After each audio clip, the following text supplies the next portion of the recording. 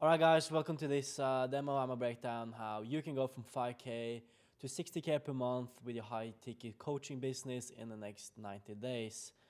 I hope everyone can hear me. If you can't hear me, please put it in the chat and yeah, I'm gonna make sure to fix it. Everything looks good? Can you guys give me a thumbs up? Awesome, bro. Awesome. All right, so again, I'm gonna break down everything that you would need to know if you want to scale your coaching business to 5 to 60K per month in the next 90 days. Everything from the foundations to the client acquisition, on how to get the meetings, but also the sales part. So I think we would just get started. So the agenda is pretty simple. I'm gonna first break down who I am, my story, why foundations come before marketing, how to build your avatar, offer, and messaging, the number one mistakes coaches are making with client acquisition, the warm framework, the math behind predictable client acquisition, how to actually close meetings you book. So this is the agenda. It should cover most of the basics when it comes to scaling our coaching business. Obviously, I don't think I will have time to cover every single small detail, but this should give you a very good starting point and help you get pointed in the right direction. I wish that I saw a video like this before I wasted a year or two of my life trying to scale my coaching business because I didn't really know what I was doing. So I followed a very bad way to run your business, which is that you are just trying and failing. It's much easier as coaches, like everyone in this call are coaches. We all know the importance of always looking for new ideas, getting help from other people, and so on, and not follow the usual try and fail approach when it comes to build what you want to build. So yeah, that was the mistake I was doing, and it's as we all know, as I said, it's important that we all try our best to seek new knowledge, improve our skills, and get help from others. And as long as we can make sure to get better every single day, they will reach a point where we will eventually make it. It's not a question then. It's a pure fact that if you get better every single day, they will reach a point where you finally will make it. So let's dive into it. So first, let me tell you about my story. I graduated from high school in 2022. I was pretty average at school. It was like the most general line you can go to in Norway. That was what I chose because I didn't really understand what I wanted to do when it comes to my life. I didn't know anything. I was about like maybe doing economy, maybe doing real estate, whatever. Like I was on every topic. I didn't know anything of what I wanted to be. So yeah, I graduated from school in 2022, but it wasn't really that important for me to figure out what I needed to do, considering I knew that I was going to be also in the Norwegian Royal Guard in 2023. So this is a picture of me in the Royal Guard in 2023.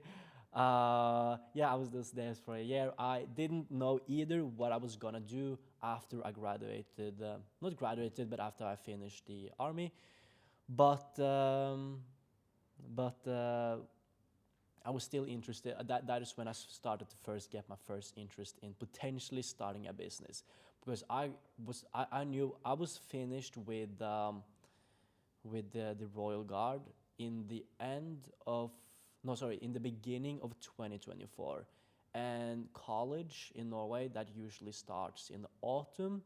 That meant I had around 8 months to figure out what I wanted to do from January after I was finished with the Royal Guard until September or August, I don't know, it depends on the school. But in the autumn, during the autumn, that is when the school started. So I knew I had anyway 7 to 8 months to figure out what I wanted to do. And because I didn't have a choice, like I had to wait those 6 and 8 months anyways.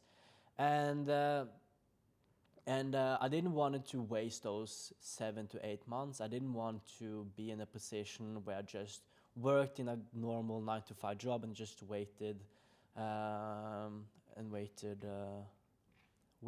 for school. but I rather want to potentially try to start my business. I wanted to see if it worked, and if it worked, I would continue. If it didn't work, I would just start school anyways, as that was going to be the plan anyways. So I had 7-8 months to try this my best, and I started my first business, Covertro, B2B lead generation agency, right after I was done with the Royal Guard. So yeah, I started my business. This is a picture of me when I first started. It was a B2B lead generation company. Nothing unique with it. We just run cold email, cold call for B2B agencies. We were completely new. We didn't have any specific niches, which was one of the biggest mistakes that we did looking back, where we worked with IT companies, recruitment. We worked with every type of company that's wanted our services. But it was really hard for us in the beginning because every time we got a new client, they were completely different from the previous client. So we had to start from scratch all the time. New strategies, new scripts, new ways to do the fulfillment, and that made it really, really hard for us to scale it, as it took really, really long time to onboard all clients. So we were at a point where we lost clients as often as we got new ones, so we were stuck at 10K per month for a very long time. But eventually, after 1.5 years approximately, we finally cracked the code and we really scaled it. So we reached a month where we hit 100K in 1 month. That was in May 2025. However, that was the point where we thought that we reached our peak. That is where we found, okay, now we have reached our peak. I don't think we can do any better now. And also, when you run B2B, when you run a done-for-you marketing lead generation agency like we did, we were really low on profit margins. Like, even though we hit 100K, there was a lot of expenses when it came to salaries, when it came to offices, when it came to all softwares that we were using. It was a lot of expenses. So even though the numbers sound really cool, it wasn't that much of a profit. It was less than 20%. So that is when, but we knew like there was obviously ways to make it more profitable. So we could either go in that direction or go in the direction where we helped other people instead, because this was the era where there was a lot of gurus, a lot of people that helped with courses. So the profits are way higher. That is when it can be over 80%. So that is when we switched it from continue doing B2B lead generation to rather help other beginners start their own business similar to Covertro. So yeah, we then started our first coaching business, where we help beginners start their own marketing agency like Covertro, as we thought that would give us higher profit margins. It would help us reach even higher potential. We wanted to reach a point where we reached 1 million a month. I say we because I did work with some partners at that point, and that ran for around 6 months until we started Bespoke Scaling. So this is a picture, by the way, of when I started my first coaching business, where we help beginners start their own marketing agency. But after that, we only ran that for 6 months, and that is when I started Bespoke Scaling. So when it came to launching and starting Sales Academy, we kind of realized eventually after 6 months, like, even though we knew how to get clients, it wasn't that long term. We kind of realized that there is a reason that there are a lot of gurus nowadays that aren't gurus anymore when it comes to helping beginners. We looked at people like Emil, some Norwegian gurus. A couple of years ago, they all helped beginners, but they're not doing that anymore. And we kind of figure out why after the 6 months trying to run Sales Academy. Because with the clients we got with Sales Academy, it was very hard to have a huge success rate with them. Like, you will understand it. You understand it if you have run a course to help beginners, but it is really difficult to help them actually get the results. And the reason for this is that there are many reasons for this. One of the bigger reasons is that they really don't understand what they're signing up for. Other reasons is that they kind of yeah, they are at high schools, college, they have part-time jobs and cannot really commit as much time and effort as it really requires when it comes to starting a marketing agency. So as soon as they hit an obstacle, they give up very quickly, and if they give up, that really is preventing, that is really holding our success rate with clients back. Like, it was really difficult for us to have a high percentage of clients getting success if 90% of all of them quit after just a couple of weeks. And it's nothing to do with our program. We obviously knew exactly what we were doing, and it was one-to-one coaching where they can speak with me and my partners directly, one-to-one,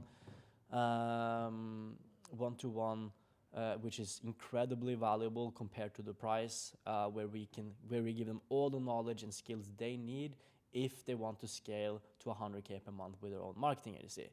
But it's really difficult to continue that path when they only quit after a couple of weeks. That's why we decided we rather want to help other coaches instead.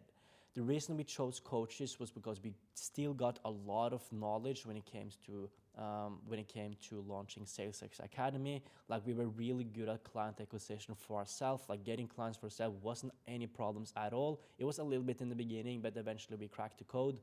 And we found out, yeah, we should actually help other coaches that are struggling the same way we struggled in the beginning, crack the same code, like get the same type of results when it comes to client as we did with Sales Academy. And the reason we chose coaches is because we know that is when it's very doable for us to have over 90% of the people we are trying to help get incredible good results.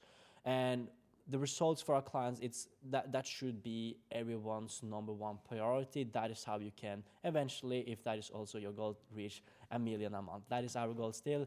And the biggest way to, the most important thing you have to do and have to make sure that you are doing is to make sure that your clients are happy. Make sure that your clients are getting the results that you are promising they will get. As long as you can live up to that promise, you will have no problems getting more clients and be able to scale this even further and further and further. And we know coaches are already in business. They already know simple things like, what does a domain mean? How do you set up an email account? Like, those were the things that we had to go through with the beginners. With coaches, we don't have to do that. We can only focus on strategies, on marketing, and how to really scale this and getting clients in. So it's a very good way for us to make sure that the people we are getting in actually get a good results, which is one of our main priorities moving forward. We chose coaches because we were coaches ourselves, and we figured this out, and we knew that we have a lot of valuable lessons and that we can give away and help other people achieve the same. All right. So and yeah, just to break down math, we reach eventually 60K per month with SalesX Academy. But that was also without really wanting to scale. Like, if we continued after the initial 6 months, if we continued 12 months, we could easily have gone past 100K as well. It's just that we stopped very quickly after we cracked the code, because again, we didn't want to continue working with people that didn't want to work themselves. Hope that makes sense. Does that make sense, people? Does that make sense for everyone's watching? Amazing, amazing. I see a lot of thumbs up now. All right, so let's get down to business. So there is one thing you have to understand before we talk about client acquisition. One important thing you have to understand. You have to have a solid foundation before you work on your marketing. Number one mistake we did when we tried to launch SalesX Academy was that we tried to work on our ads without having any solid foundation. The only thing that I had in mind, the only thing that I thought mattered when we started our first ads was to have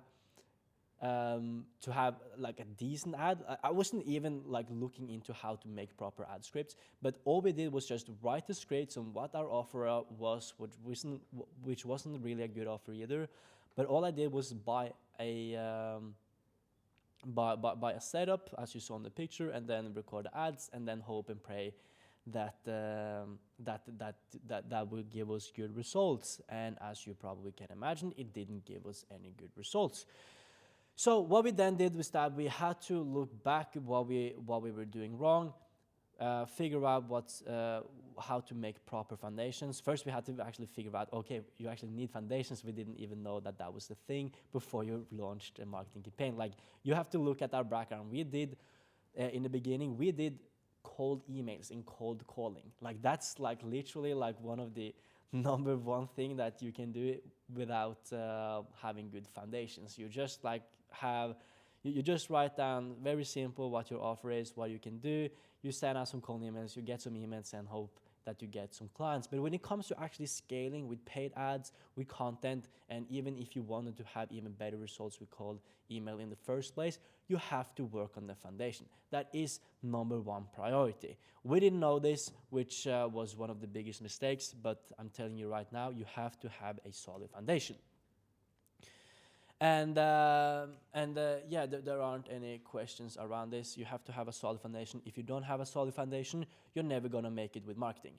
So the very first thing that I will break down now is how to build that solid foundation, everything you need in place if you want to have success with your marketing. If you don't have this, you won't have success with your marketing.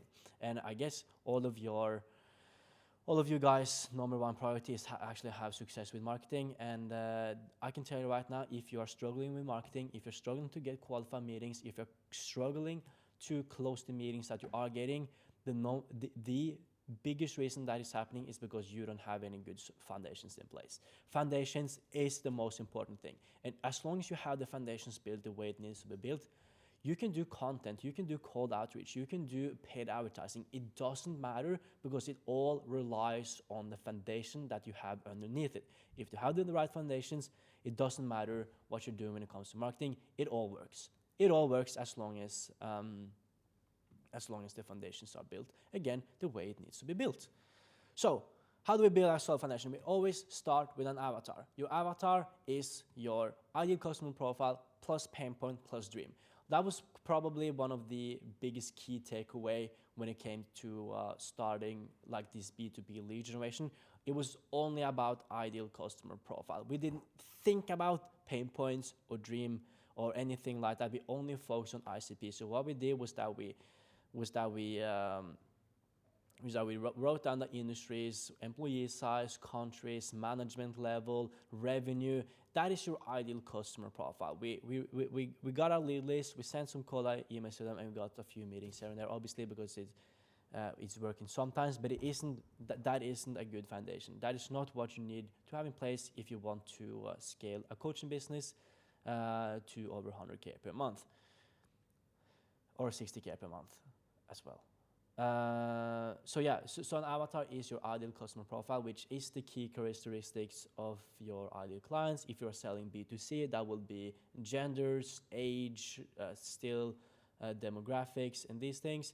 Pain points, that is the exact pain points that you are solving. What are their problems and what is their dreams? So the more specific you are, the better. And it helps with three core things with marketing. It helps you get easier. It will help you get easier, more qualified meetings with ready-to-buy prospects. It's easier to close the meetings on a predictable level. It's easier to run your services with better quality, making room for more clients. So I'm going to break down why this is the case for all these 3 parts. Why it's easier for you to get more qualified meetings with ready-to-buy prospects. Why it's easier for you to close the meetings on a predictable level. Why it's easier for you to run the services with better quality, making room for even more clients. So again, before I break down, you have to be specific. The more specific you are, the better all of these 3 will work, and that includes on the pain point, that includes on the dream, that includes on the ICP. The more specific you are, the better, and the more easier it is for you going to be to book, to get qualified meetings, to close them, and then do the services. So let me first explain to you why it's easier for you to get qualified meetings with ready-to-buy prospects. When you go out with your marketing and say, like, this is only for this and this ICP that have this and this pain and want this and this dream, that is when the right people feel this is literally for me. That is the feelings that we are wanting to get. So if you run, for example, paid advertising, and you are hyper specific when it comes to who you are targeting, the right people will feel, this is for me.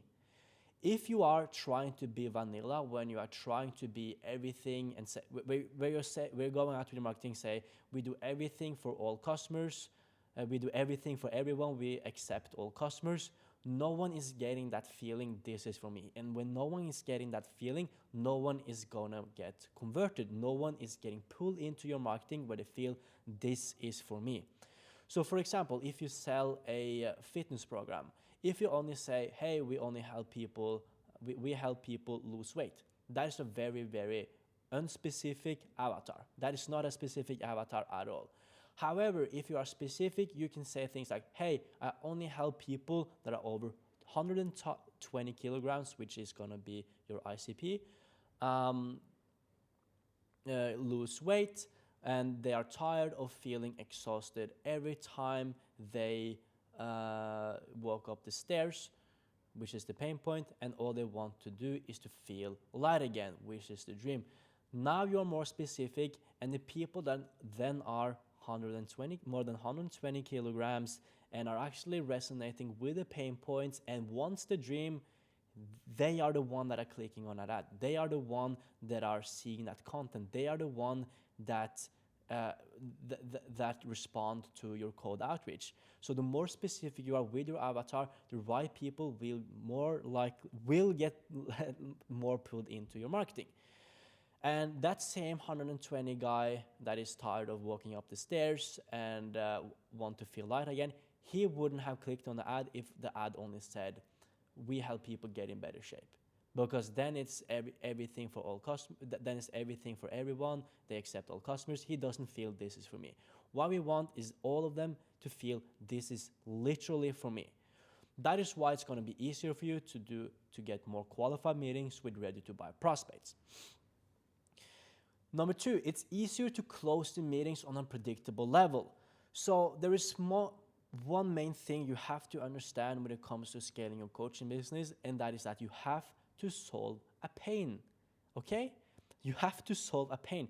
I know that this sounds for many of you very, that you knew this already, but I don't think you know it in a way. You have to know it, and we really learned this the hard way. So looking back, I don't have to go all the way back, but looking back at SalesX Academy, we help beginners start their own marketing agency, right?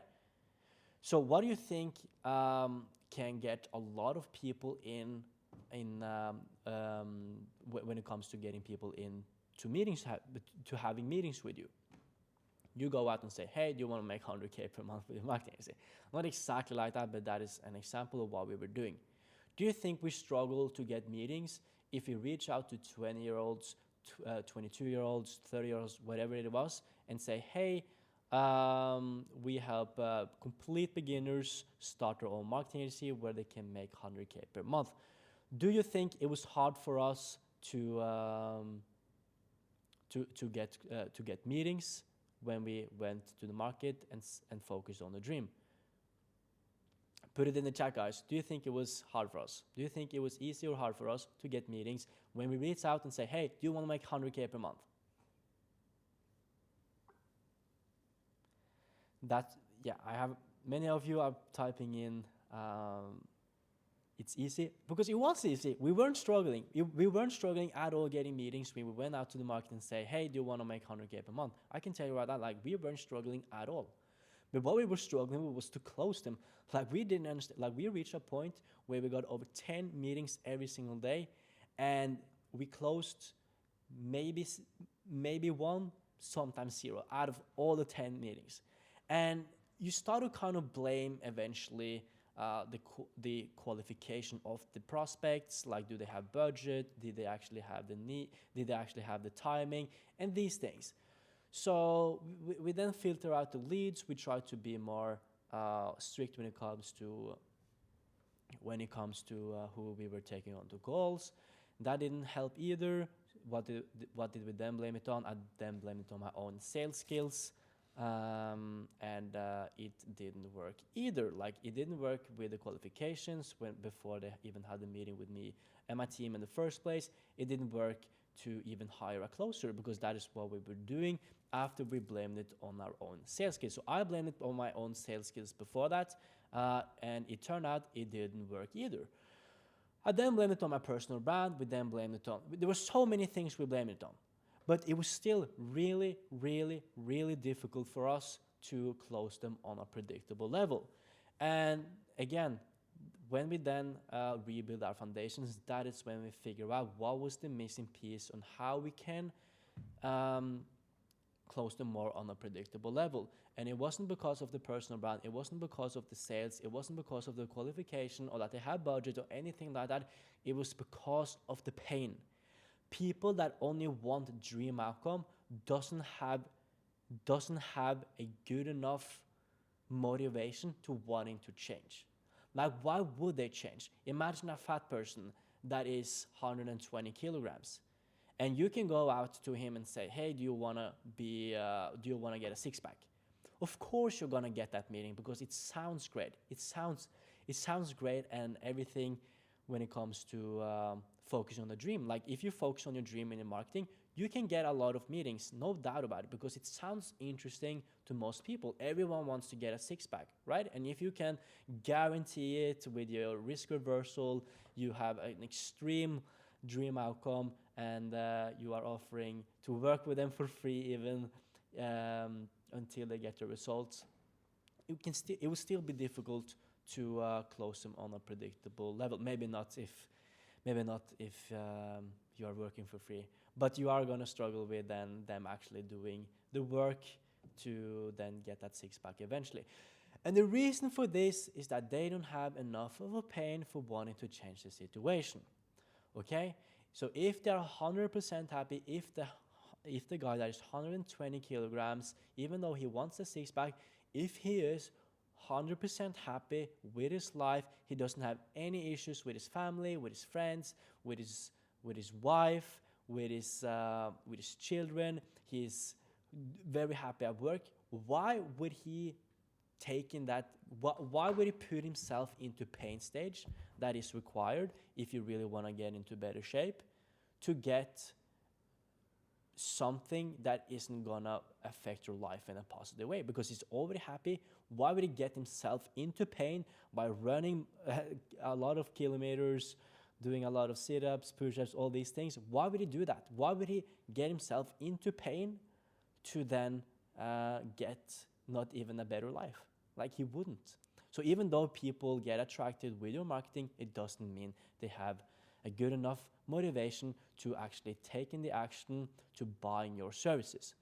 So I hope this makes sense. I hope it makes sense. But looking back then at the avatar, so when you are specific on your pain points, guess what? You will then attract people that have these pain points. That is the reason we want to have a specific avatar. Focus on your ideal customer profile, the pain points, the dream. The more specific you are when it comes to the pain points, guess what? The people that are getting triggered with your marketing, they are going to have the pain points that you are referring to. If you go out to marketing and say, hey, I only want people that are sick and tired of their life because they are fat, guess what? You would only get meetings with people that are sick and tired of their life and after being fat. So do you see how it's going to then be easier to close the meetings on a predictable level if you only get meetings that have a lot of pain? Of course it's going to be easier to close them on a predictable level. That's what I'm trying to tell you. So number one, it's easier for you to get the more qualified meetings in the first place because the right people they are feeling this is for me. Number two, it's going to be easier for you to close them on a predictable level. You will start getting people in that are matching the pain points that you are saying in your marketing. And number two, it's also gonna be easier for you to run your services with better quality, making room for it. And yeah, just to go back a little bit, why it's also easier. So when we changed our marketing, say, hey, are you sick and tired of your job? Are you sick and tired of always, and again, the more specific you are, the better. So you have to have some day-by-day specificity as well. So we went out to marketing and say, hey, are you sick and tired of a job? Are you sick and tired of scrolling on your Instagram and seeing all these people that have all this better life than you, and you sit in your parents' apartment feeling you're not getting anywhere? When we said in our marketing those things, guess what? We only got people that were sick and tired of scrolling on Instagram and looking at people that were more successful than why they were still living with their parents. Guess what? It was easier to then close the meetings on a predictable level. Simple as that. So that is why it's going to be easier for you to get more qualified meetings, and why it's easier for you to close them. And number 3, it's also going to be easier for you to run the services with better quality, making room for more clients. So I will share something with you. So pay attention now, guys. So this is the pain stage of your avatar. So we have the avatar, ideal customer profile, pain plus dream. This is the pain stage, and this is the dream stage, okay? You are going to help them get from pain stage to dream stage, okay? Are you with me on this, guys? Can you just put a thumbs up in the chat? Feel like a streamer. Cool. All right. So we have the pain stage. Yeah, nice. we have the pain stage, and we also have the dream stage. So this is the starting point, and this is the starting point, and this is the desired outcome that they want to get. Now, imagine then, because you aren't specific in your avatar, you get a second client that have a different starting point. And then you have a third client that have a different starting point. And then you have a fourth client that have a different starting point. Then you have a fifth client that have a different starting point. You have 5 clients in total that have all different starting points. Why do they have different starting points? Because you weren't specific in your avatar. You were saying in your marketing, we do everything for everyone, we accept all customers. Okay, so you got a customer, you got this customer, you got this customer. They're all different customers that have different starting points. Okay, cool. Is that what you wanted? I don't know. Probably because you weren't specific with your avatar. Then we have also on the opposite. We have clients that want different dreams. Someone wants this outcome. Someone wants this outcome, someone wants this outcome, someone wants this outcome. So you become this complete vanilla, again, that does everything for everyone. And they all had different starting points, and they all had different desired outcome. How is that going to affect your line when it comes to getting people from here to there? Because this is your services, this is your product, this is your job is to get them from A to point B. But the problem is that your job becomes different every single time when you get different customers. So this is how your services are going to start looking like.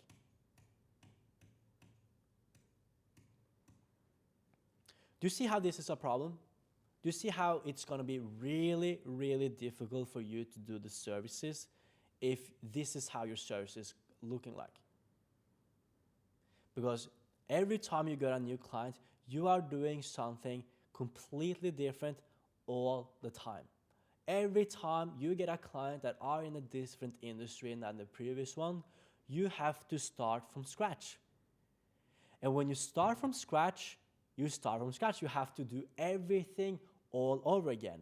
And that part in the beginning, what it takes for you to take them from point A to point B is gonna be a heck of a long time. It's gonna be super, super difficult for you. And I can tell you a lot of businesses, this is a very common way, by the way, to run your business, is that you get your first client and then you and you may not give them the results you were promising in the beginning, but you still got a lot of learnings and lessons. And you can take those learnings and lessons into a second client.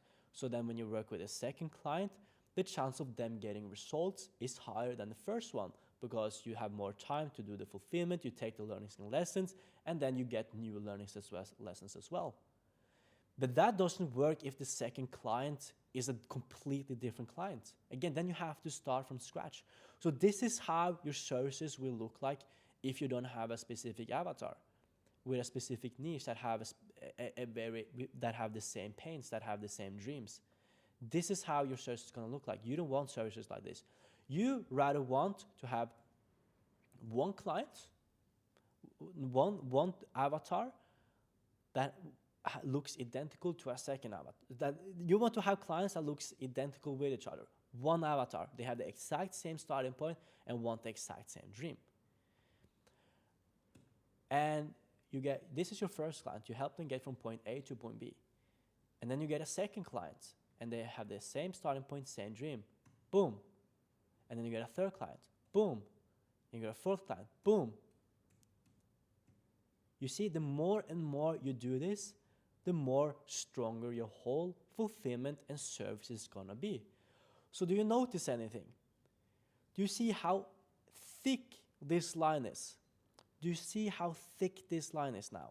So instead of having things that looks like this, you have now something that looks like this. It's extremely thick. Your services, your offer is gonna be bulletproof on how to get them from A to B. So guess what? When you then get the 10th client that also looks exactly like the 9th before you, you'll be able to duplicate everything you know what works into the 10th one. And it's going to be so easy for you. You are able to do this extremely fast, like this. Snap like a finger. You will be able to snap and get them from A to point B. And then you get to get 11th client and the 12th, and you duplicate what worked with the previous ones every single time. And the more you do this, the easier it's going to be for you and the better results you are going to help getting your clients. And the more you do this, the better and better results you're going to get. And guess what? This is ultimately going to help your offer as well, that we are going to come back into in a bit. It's also going to help you with the marketing in the first place. Why? Because you get better testimonials to that specific avatar. That's going to help more qualified meetings. It's going to help you get even more. It's going to help you close even more deals than you were before. Why? Because you can talk to one avatar and say, hey, you are my avatar. I know your pain. I know your dream. We have a client here. We actually have 100 clients here that had the exact same starting point, wanted the exact same thing, lived in the exact same location. The ICP is the exact same thing. You don't say it like that, but that is just so you understand. The ICP is the exact same. The pains are the exact same. The dream is the exact same. And this is what we did for them, and this is how we did it. The more you do this, again, if we go back a couple of slides, it's easier to run your searches with better quality, making room for more clients. Why does it get more? Why does it help you get more room for more clients? Why? Because you don't have to start from scratch all the time. It becomes like this. Bam, you snap your fingers and then get the results. And what do you now have more of? You have more time. When you have more time, you can take on more clients. This is essential, and I don't hear enough people speaking about why it's important to have an avatar. The more specific you are, it's going to help you with more qualified meetings. It's going to help you get more close deals and more. It's going to also help you get do the services. I have someone in the chat typing in momentum builds, and that is exactly right. Momentum builds. So yeah, I hope you understand. This is part of the many things you need to have in place if you want to have a solid foundation. But avatar is the number one thing that you would need along with a good offer if you want to have success with scaling your offer. And if you have like super specific avatar, like this alone can help you get to 60K per month. this reason alone can help you get to 60K per month. Again, this is part of the foundations. So again, I hope you understand that we don't want to look at any marketing tactics or any strategies on marketing before we had these things in place. I'm going to come back to the client acquisition part eventually, like in a couple of minutes. But again, these things doesn't work unless you have a good avatar, where you have a specific avatar. Now, let's talk about the offer. So now we have an avatar. We do know what their starting point is. We also know what the dream is. Now it's about our offer. How do we how do we make an offer to these people to get them from point A to point B? So, was the avatar part clear, guys? Can I get some thumbs up in the chat or thumbs down, depending on if it was clear or not? Nice, a lot of thumbs ups. All right, cool. So, yeah, let's talk about the offer. So now you have your avatar, you know what the starting point is, you also know what the dream is. Now your goal is to get them from point A to point B with your offer. So, and we also want to have a good offer where your avatar believes in your ability and your way of getting them from point A to point B. And it also needs to be built in a way where they feel, hey, this is actually, like, I believe in this process. You do have good ways of doing it. I believe in it. So before I dive into exactly how to do this, I want you to imagine that you are driving a car. You have your starting point and you have your destination. So maybe you're going from Norway to Sweden with your car. What you first want to do is that you want to make the road that you have in mind as unique as possible. That's what you want. You want to have your road as unique as possible. The second thing is that you want that destination to be as far away as possible. So we have B, we want B to go all the way over here. The longer the destination, the longer the dream is, the better your offer is going to sound like.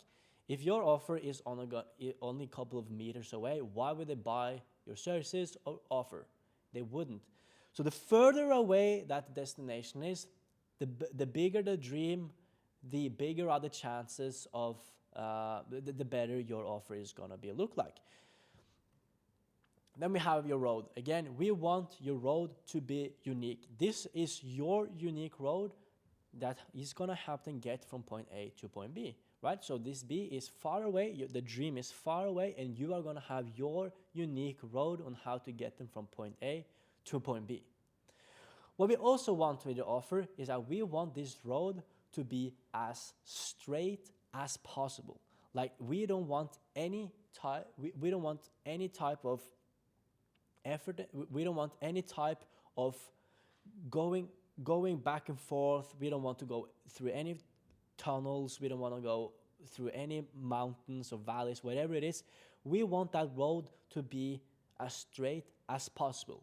Why do we want the road to be as straight as possible? Because we want for them to have the biggest likelihood of achievement as possible. The straighter the road, the bigger are the chances of them actually getting from point A to point B. Okay, does that make sense? Nice. So we want a straight road. We don't want a road that goes like this. We want a straight road. And if you have a road that goes like this, there isn't a good chance that you can actually help your prospect, your clients, get from point A to point B. If your road is straight, that's how we want to do it. Then we want them to get them there fast. Okay, how do we get them there fast? Is it by making them drive in a small one-seater car? No, we want them to go in a racer car. So the faster you can get them from point A to point B, again, the better your offer is going to sound like. If it takes a year to get from, it depends on what your offer is, but if it takes a year to get from point A to point B, it's a long time. It's a whole year to get them from Norway to Sweden. But if you help them if you give them a racer car, right, it's going to be faster for them to get to point A to point B. And it's also going to be faster in the first place that your road is straight. If they go through like this, the likelihood of achievement, the likelihood of them reaching B isn't as high as if it's straight. We also want them to get there fast. Like, how fast can you get them from point A to point B? Point 5. How effortless can you make this? How effortless? Okay, some of you are might selling done for your services. Some of you are might selling done with your services. Some of you might selling do-it-yourself services. But the problem is, not any problems necessarily, but we want to make it as effortless as possible. So let's say you are selling, done for your services. You want, no, let's say you sell do-it-yourself services. Okay, then they're driving that car completely alone. They're driving this completely alone if it's do-it-yourself. But you want to build inside this car cruise control. You want them to be able to sleep while they drive the car. They have to put in so little effort and sacrifice as possible when it comes to getting them from point A to point B. Okay, we want it to be as little effort and sacrifice as possible they have to do to go from point A to point B. If you sell done with you are then sitting next to them, like they are driving the car, but you are sitting in the seat besides them. Okay, but you still want that to be as you want your offer where they have to put in as low effort and sacrifice as possible. If you sell done for you, then you are the one driving the car. Then they are sitting in the passenger seat, maybe behind you, and you are the one driving. Like there shouldn't be any problems from you getting from point A to point B if you are the one driving the car for them. And you made sure that road was straight. You made that sure that this road, this B is as far away as possible, and they are sitting behind you and they are sleeping. You see how like this improves your overall offer? I hope this makes sense. And then you also want to guarantee they will reach the destination, because they are a bit skeptical going into the car. Okay, they are a bit skeptical, but you might be able to work on that skepticism by offering a guarantee. Like you are saying, hey, look at this unique road, look at this destination, look at my methodology, look how straight it is, look at my car. When you have this confidence and how build your offer the proper way, you shouldn't have any issues offering a guarantee as well. You say, hey, if you don't reach point B, I will I will give you everything back that you have given up to that point. I will literally guarantee this. And there are many ways you can guarantee that you will help them achieve the desired outcome. But you want to guarantee it. You want to guarantee that they will be able to reach point B with your road, with your car. Okay? And what you also want is that you want to give them a reason to do it now, not later. And this is the scarcity strategy. Like you want to hey, if you don't do it now, it will be bad weather tomorrow. Like we have to do it now. Now it's sunshine. Now it's the chance of getting results because you want to reach point B is what you want. The chance of reaching this destination is 10 times higher if we do it now. All right, so every time you work on your offer, just imagine that road and think of the road, think of the car, think of how straight it is, think of who's driving the car. Do you have cruise control? Can they literally drive the car themselves by closing their eyes? These things, can you guarantee that they will get in the car in the first place and give them a reason to do it now? When you work on your offer, think of the road.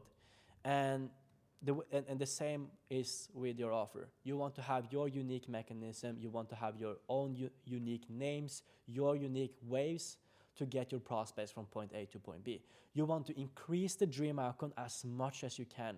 For example, with our offer, we are offering 60K per month in the next 90 days. Okay, cool. It would have been even better if it was 200K in the next 90 days. What's the problem then? Then it affects likelihood of achievement. Right, we still want to have a good likelihood of achievement as well as the dream outcome. So it's not that I can promise all of you $1 million a month, because that will ultimately affect the likelihood of achievement. These two are equally important, dream outcome and likelihood of achievement. 60K per month is a good likelihood of achievement. That's why we do 60K per month, and we cannot promise $1 million a month.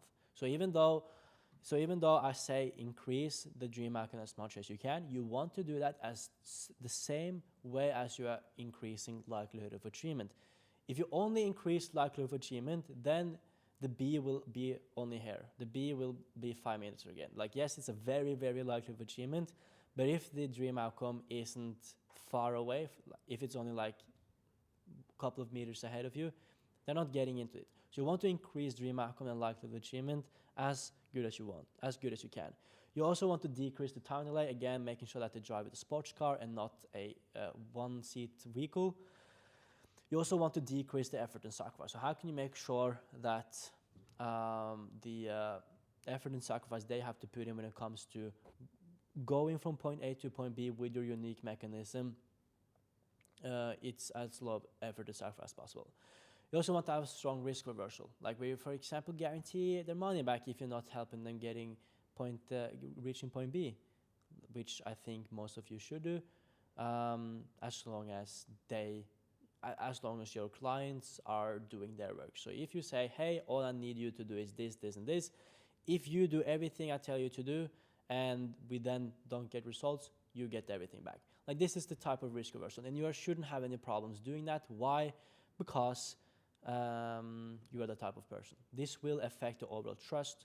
We are going to come back to that later, but we are in the business of trust. And if you are the type of person that lies because people are trusting you, that you can help them get to point B, they're giving you their money, saying, hey, I believe you, I trust you, that you can help me get from point A to point B. If you are the one that is not making that happen, that will affect your sales goal. They will see through your eyes, they will see through your marketing if you are the type of person that lies. This will affect everything. So make sure that you are the type of person that lives up to the promise. If not, it's not your client's fault. If it's not your client's fault, it's not your client's fault. So they are not the one that should be punished when they were the one that were trusting you and you were the one that promising all these things. Just to put it on that. You should also have a scarcity and real scarcity and urgency, making sure that they want to make a decision quickly. You don't have to dive too much into how to build this right now, as we have already spent soon an hour on this call. But a good urgency, just to have covered that, is to offer a bonus. Everyone knows that if you say, oh, we only work with 4 clients a month, you have to do it now, otherwise everyone sees through that bullshit. Everyone knows that that is not true, that if the 5th client came with a credit card and say, hey, I want to be a customer, you would have said no, and everyone knows that. And if it's not true, no one's believing it, and no one's getting, it's not a real scarcity urgency. But what you can do, and the most effective urgencies that I know of, that we have seen with our clients, is that when they're offering a bonus. So they say, hey, if you make a decision right now, we will offering you X, Y, and Z as addition to our main offer. How does that sound? That's real urgency, and that they 100% believe in those scarcity urgencies. So yeah, just a quick pro tip right there. All right. Another important thing about what you want to have in your foundations is a good positioning and messaging. Positioning is having a clear differentiation from your competitors. Look at what other businesses in your industry do and frame that as the old way. Fill in, unlike old way, we use your unique mechanism to solve problem and to get you result. This is the type of sentences we want, where we say, so what you want to do is that you want to look at all your competitors, everyone else in your industry, see as their unique mechanisms as the old way, and say, hey, this is the old way, and the reason that is not working is because this and this reason. We have this unique way, this new way, that we call your unique mechanism name, to solve problem, to then get the results. As long as this is super, super clear, your positioning is unique. It's going to help with your marketing. It's going to help with your whole client acquisition that we're going to come back later on. Messaging is framing the position in words your prospect already uses about their own problems. Understand the root cause of the problem, not just the surface problem. So you have to also be there understanding the root cause of their problems. As long as you can understand the root cause and you explain that to your potential clients, you will have no issues with the messaging part. Like, they are there, oh yeah, this makes sense. I understand that you understand my root cause. I now believe you, and I understand your whole messaging, and I understand everything about what you're doing, and I 100% believe in you. This is the type of feelings that we want after the messaging. So positioning is making sure that you have a clear positioning besides your competitors. So you don't have to be necessarily like completely unique. You don't have to reinvent the wheel completely, but you can have your own name to it, your own unique way. Like, this is the old way, this is what they were doing. The reason that is not working as good as my way is because of this reason, and then we have my way, and the reason this is work is because this reason. And this will solve problems 100%, and this will help you get results. As long as you have this clear, you have a good positioning and messaging, and it's going to help, again, with your marketing. All right, let's continue. All right, was messaging and positioning clear, guys?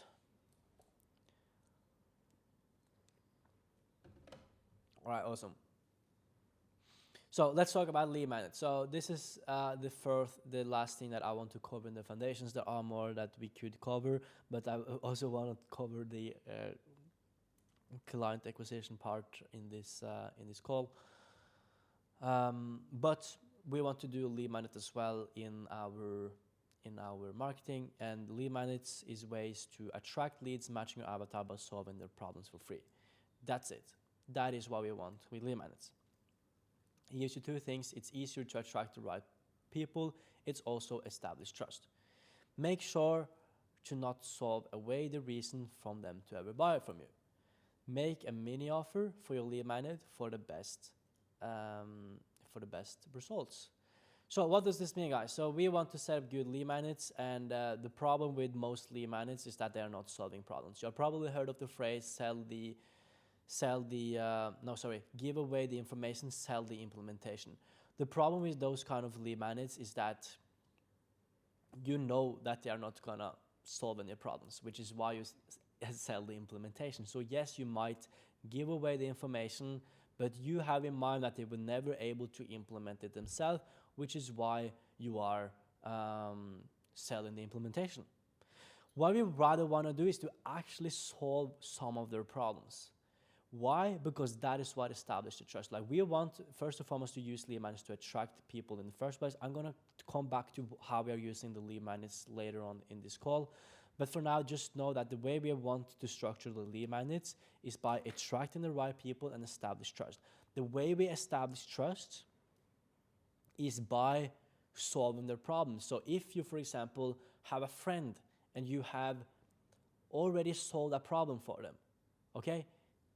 They now have trust in you that you can solve more problems that comes later. And the same goes with prospects. So if you use lead magnets in a good way, you go out to the market and say, hey, I know you have this and this problem. So this is the same problems that you have in the avatar. I know you have this and this problem. I can help you solve this problem completely for free. Okay, they are more attracted now. They are like, you will get more leads. It's easy. Again, it's easier to attract the right people. If you are solving those problem to that cold audience by only saying the way I only charge you now. I will only charge you 5K in order to solve your other problems.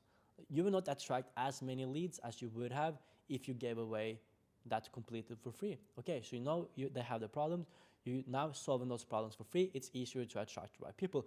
And that is what most people are using with lead magnets. But again, they only give away the information, sell the implementation. So they're not really solving any problems. But if you focus on your lead magnets to actually solve problems, that will establish the trust. And we are in the business of trust. I'm going to come back to trust later on in this call. But it's very, very important for us to establish trust. And if you use the lead magnets to actually solve the problems, they will then have trust in you that you can solve a second problem afterwards. Right? So if you say, come to me, I can help you solve the problems. Okay, and you actually solve the problems. You actually do solve the problems. Do you think they will believe in you that you can help them solve more problems that come in the future? Of course, of course. Why? Because they trust you. You have proved that you can solve problems. And if they know you can solve problems, they know you can solve problems. And if that happens, you are then able to charge for it later on. Because they already know you can solve the problems. So you will have not any issues of actually helping them solve problems if you've already done it for them for free. But now you charge for it, but you wouldn't have any issues charging for it because you already done it for free and you actually did solve that problem in the first place. Only one thing though, we want to have lead magnets. We don't want to. It's important that we make sure not to solve away the reason for them to ever buy from you. So it's important here. Yes, you are solving problems, but you shouldn't solve away the reason for them to ever buy from you. Important. So if you sell, I don't know, I'm gonna do a complete. So yeah, again, let's do the training example. So let's say you sell a coaching program to a person that is 220 kilograms, and you solve a problem for free that he is fat, and you make them go all the way down to 80 kilograms, which is the sweet spot for people his gender, his age. Okay, you solve that problem. But guess what? Now you are sold away for the reason for them to ever buy from you.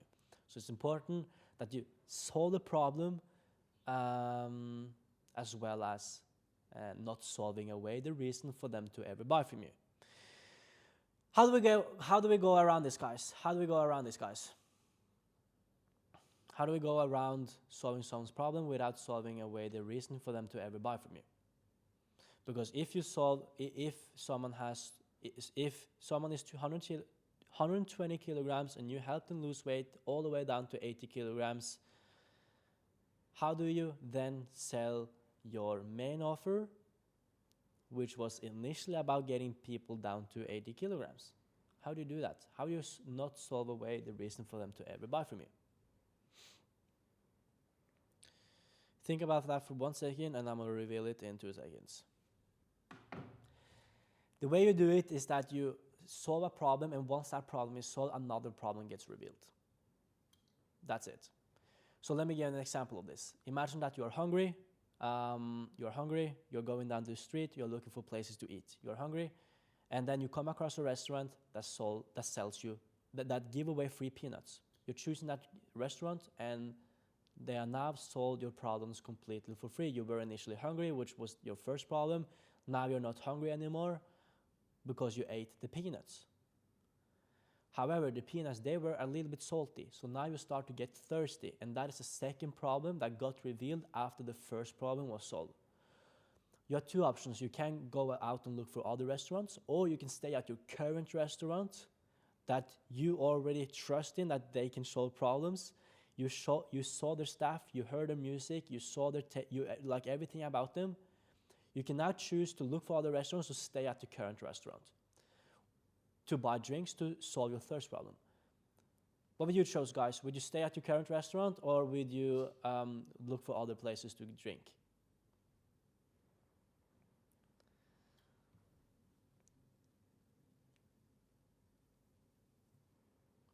Yes, most of you are saying stay. And it's the exact same thing with lead magnets. Like, we use lead magnets to attract people in, solve the first problem. Once that first problem is solved, another problem gets revealed, and that is what you sell it to. So the company, the guy that went to the restaurant, yes, he chose the restaurant that solved its first problem for free, which is he was hungry.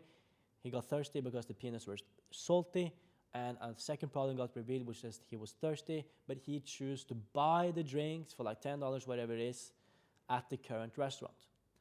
And a bonus point, even though other restaurants have cheaper drinks, he will still choose to stay most of the time, even though if other restaurants have cheaper drinks. That means if you use lead magnets correct way, you are also able to charge higher prices than your competitors. They're not going to choose your competitors if they have the trust in you that you can solve problems. So make sure when you structure your lead magnets that you're actually solving problems for free. If you only follow the principle, give away the information, sell the implementation, you have in mind that they will never implement it themselves, which is why you're selling it. And if they're not implementing it themselves, they haven't solved any problems. Okay, so only if you give away information, they haven't solved any problems. You want to solve problems, as that is what established trust that you want to then sell afterwards. All right, I hope that makes sense for you. I hope you understand like the importance of now having good foundations. I'm not going to dive more into the foundations now, but with having good avatar, having good offers, having good positioning and messaging, having a good lead magnet, it's going to be easier for you to work on your VSL, work on your sales script, work on the script in your marketing, in your ads, in your hooks, everything when it comes to the foundations. You need these things in place, and all the other parts of the foundations will be very, very easy to accomplish because you have done the groundwork. As long as all the foundations are built, we can now start talking about the best client acquisition strategies in 2026. All right, are you ready, guys, for the best client acquisition strategies in 2026? Amazing. So I'm gonna sit up now a little bit more, have a little bit better composure. All right, so now we have a solid foundation. We have a super strong avatar, we have a good offer, we have a good lead magnet, we have good positioning, we have good messaging. We haven't talked about it, but we should also have good VSLs, we should have good application forms, qualification processes, we should have good funnels, good ways to establish more trust by giving more value away, by having good FAQ videos. All these things are important in foundations, but we are not going to cover all of them during this meeting. But yeah, I'm going to talk now about the best client acquisition strategies to follow in 2026. What is that? First, I'm going to talk about where most businesses are failing. They are failing because they set up ads or content talking about their main offer to people who have no idea who they are and hope someone books a call. The same with cold outreach, such as cold email, cold calls, LinkedIn, DMs, only pitching to a cold audience. This is where most businesses are failing. They set up marketing campaigns to people who have no idea who they are and hope and pray that someone will be interested. This is what we call the spray and pray tactic, where you are hoping and praying, you throw out all of your guarantees, all of your offers, and hope and pray someone will be interested. That is like throwing mud on the wall and hope that some of it will stick. You have a huge bucket of mud, you throw it on the mall, not the mall, you throw it at your wall and hope that some of it will stick. Most of the times, if you have ever tried to throw mud on the wall, you probably can imagine most of it will fall to the ground. So that is where most businesses are failing as well when it comes to scaling their business, because they are doing the same thing with their offer. They go out to a market who have no idea who they are and hope and pray someone will be interested. That is why in 2026, the number one thing you have to start doing is warm outreach. Because this is called cold outreach. We want to do warm outreach. It's a huge difference there. Cold outreach, that is when you reach out to a cold audience who have no idea who you are. Warm outreach is when you reach out to a warm audience who already know who you are, who trust you, who knows everything about you. All objections are pre-handled. They know everything about your services. Which one of these do you think, I'm not going to ask this because it's on my screen right now, but you know now, we can all agree on that it's easier to get someone who already trusts you, knows who you are, knows everything about your services, all objections are pre-handled. It's easier to ask them to jump on a call than to ask people who have no idea who you are, where knows nothing about your services, to jump on a call, and so on. That is why 2026 warm outreach is the number one thing you have to focus on. Warm outreach over cold outreach every single time. Every single time. We don't want to do cold outreach. We only want to do warm outreach. So the question then becomes, how do we set up the warm outreach campaigns? And more importantly, how do we build that warm audience in the first place to do warm outreach towards? Before I dive into that, I'm gonna talk something real quick, and that is, we are in the business of trust. Okay? We are in the business of trust. Everything you need to do starting forward, is getting people to trust you. Getting people to trust you that you can help them get from point A to point B. That's all you should worry about. Who here finds it more easier to close referrals, word of mouth meetings, than meetings that comes through your marketing?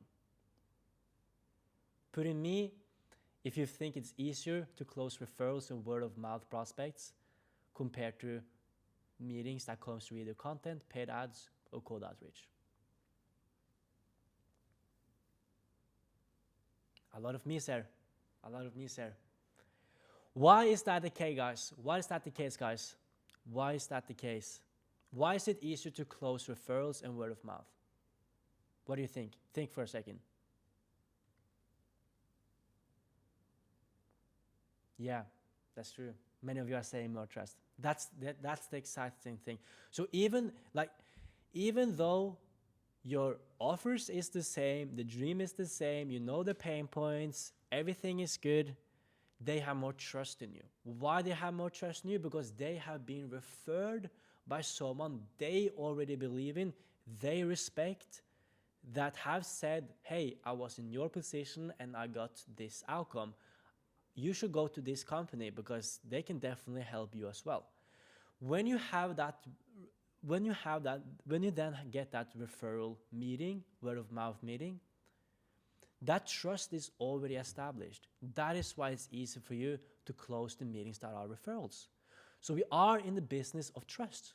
We are in the business of trust. You should only worry about right now how to get more trust with the meetings. How can you get more trust in the first place to get meetings, to get the meetings? That should be your only worry. And then it doesn't matter that much. Your guarantees, the scarcity urgencies that we talked about earlier. Yes, this matters. Everything matters in the foundations. But more importantly, what matters the most is the trust. That's everything that matters. It's having people trust you that you can help them get from point A to point B. Because if they trust you, why wouldn't they do it? For example, with the people that came through Sales X Academy, even though we reached out in the marketing and said, hey, we can help you do 100K a month, many of them didn't proceed with us. Many of them didn't become clients. Why didn't they become clients? Because they didn't have enough trust in us that we can actually help them reach 100K a month. Many reasons for this. There were many mistakes we were doing. It was also a big part of the market itself. Like at that point, it was only a year ago that we started this the first time. At that point, the era of starting your own business were going downhill like crazy. People were having less and less trust in these kind of topics, which is true because we also noticed that ourselves that less than 10% of our clients actually got results. It's not the same anymore with the coaches because we had talked about this earlier. But the point is,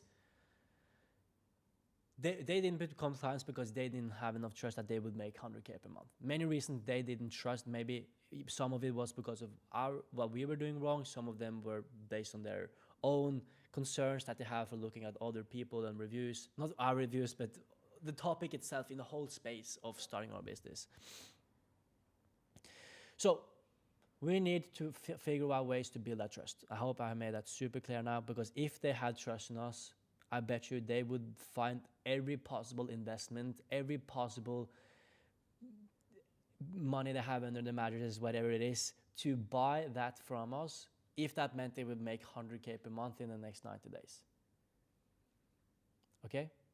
So when we went out and said, hey, you can make 100K in the next 90 days, if they had 100% belief in us, they would have done everything. They would have done everything to become our customers. No doubts. So we need the trust. We need the trust, guys. And I'm gonna come back to why that later, but we do have our main framework of what I think is the best way to run a conversion funnel in 2026, and that is also ways to build trust.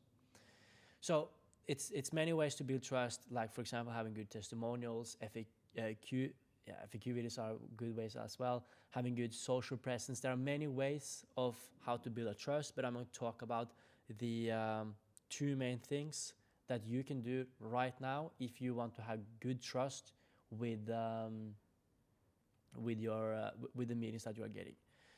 And this is our own this is our own framework that we call the WARM framework, and it stands for Win, Awareness, Retarget, and Meet. Win is where we win them inside our ecosystem. So we want to get people inside our ecosystem in a way where they can see your brand, build awareness to. And the way we are winning those leads inside our ecosystem is by using the lead magnets that we set up. So it's the same. So we want to use the lead magnets to get people inside our ecosystem. So I hope you understand that we never want to go out to the market and pitch about our main offer, right? That's the old thing. That is where most businesses are doing, where they reach out to the market with their main offer and hope and pray someone will be interested. What we rather want to do is that we want to reach out to the same people with our lead magnets where we solve problems for free. So we go out to the market and say, hey, we solve this problem completely for free. All you gotta do in exchange is to join my ecosystem. I'll come back to the ecosystem later on. But do you understand the difference here? I think all of you, if you ever run marketing, it always feels awkward running campaigns towards a cold audience, talk about your main outreach, talking about your main offer. That is a terrible, terrible, bad way. It worked before, yes, but it's a terrible way to run marketing. Imagine door-to-door sale. Like you knock on doors and you talk about, hey, this is, like you look like an idiot. You look like an idiot if you run marketing to a cold audience with a mail. That is when you start getting hate comments. You have probably seen this yourself. Like you see some ads where you talk about the main offer, whatever it is, you go on Instagram, you see an ad, and you see comments that are hating. Like you don't want to set up ads like that. Like, do you want to set up an ad or paid ads where you potentially get hate comments?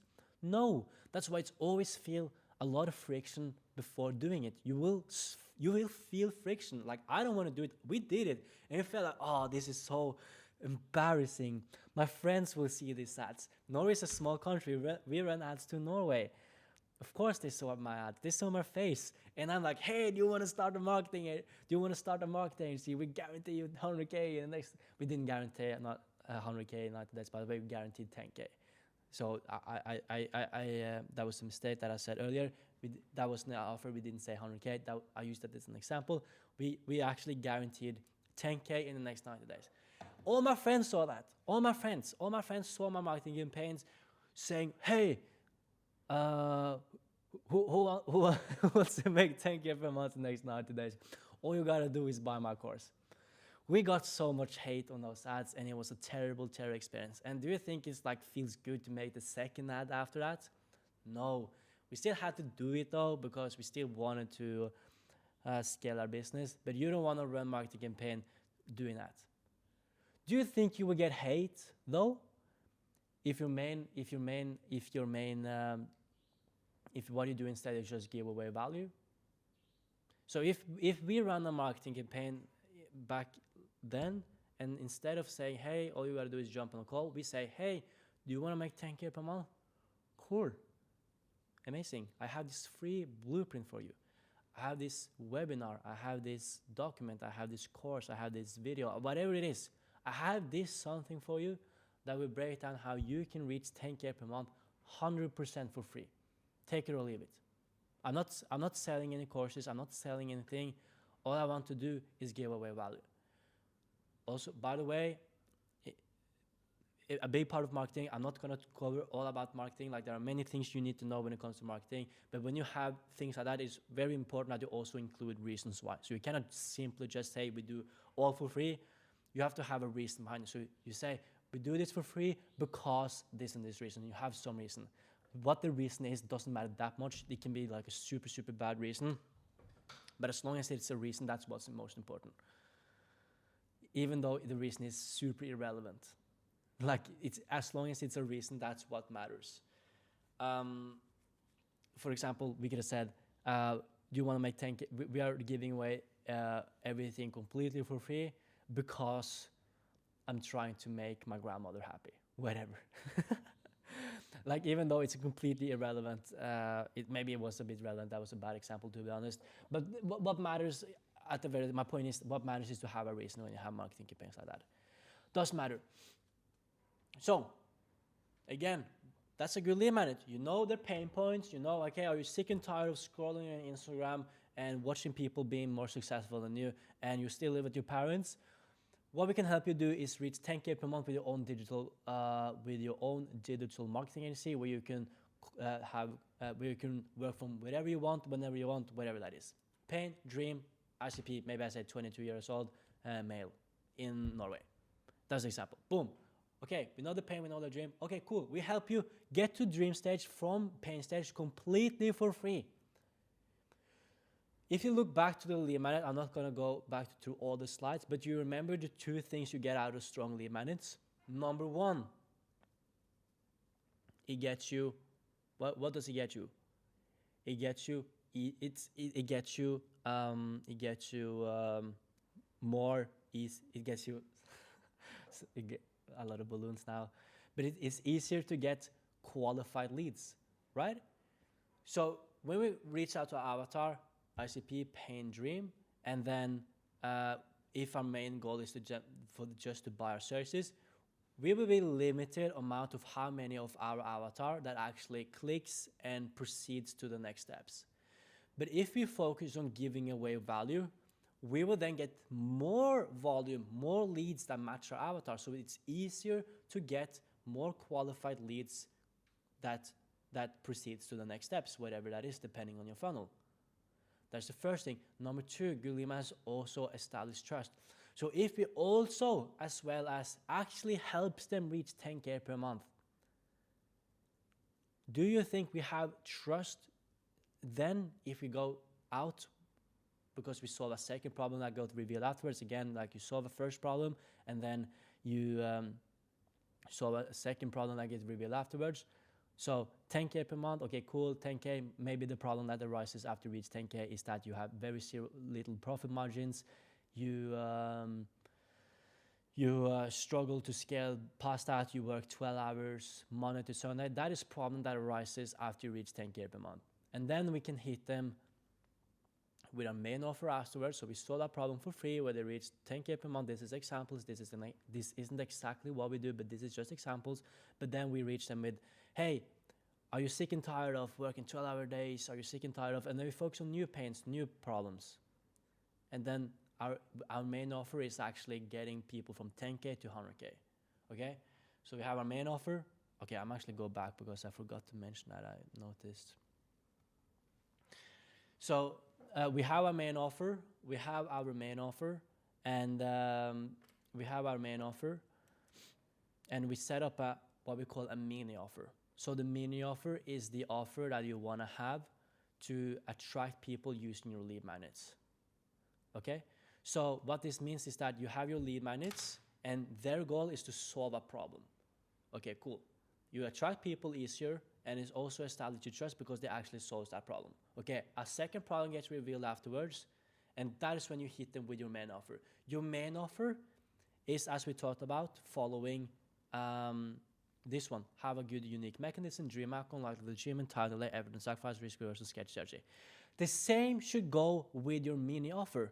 So you should have a mini offer to your lead magnet where the mini offer promises a different dream outcome, likelihood of achievement, scarcity, urgency, effort and sacrifice, and everything about the offer part.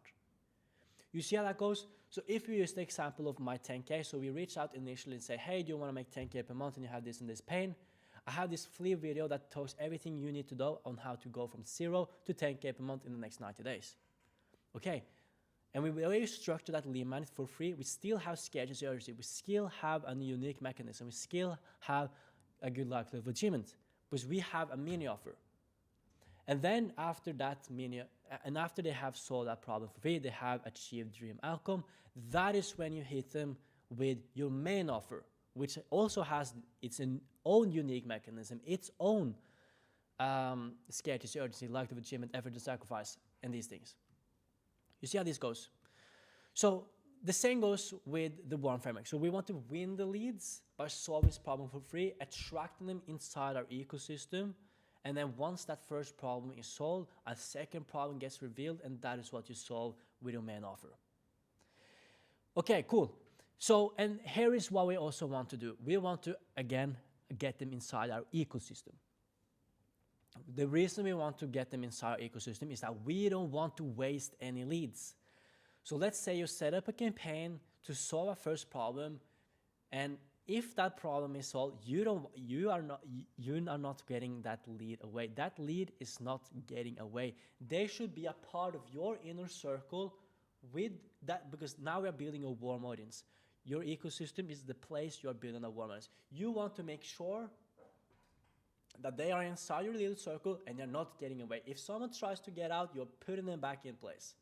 That is what we want.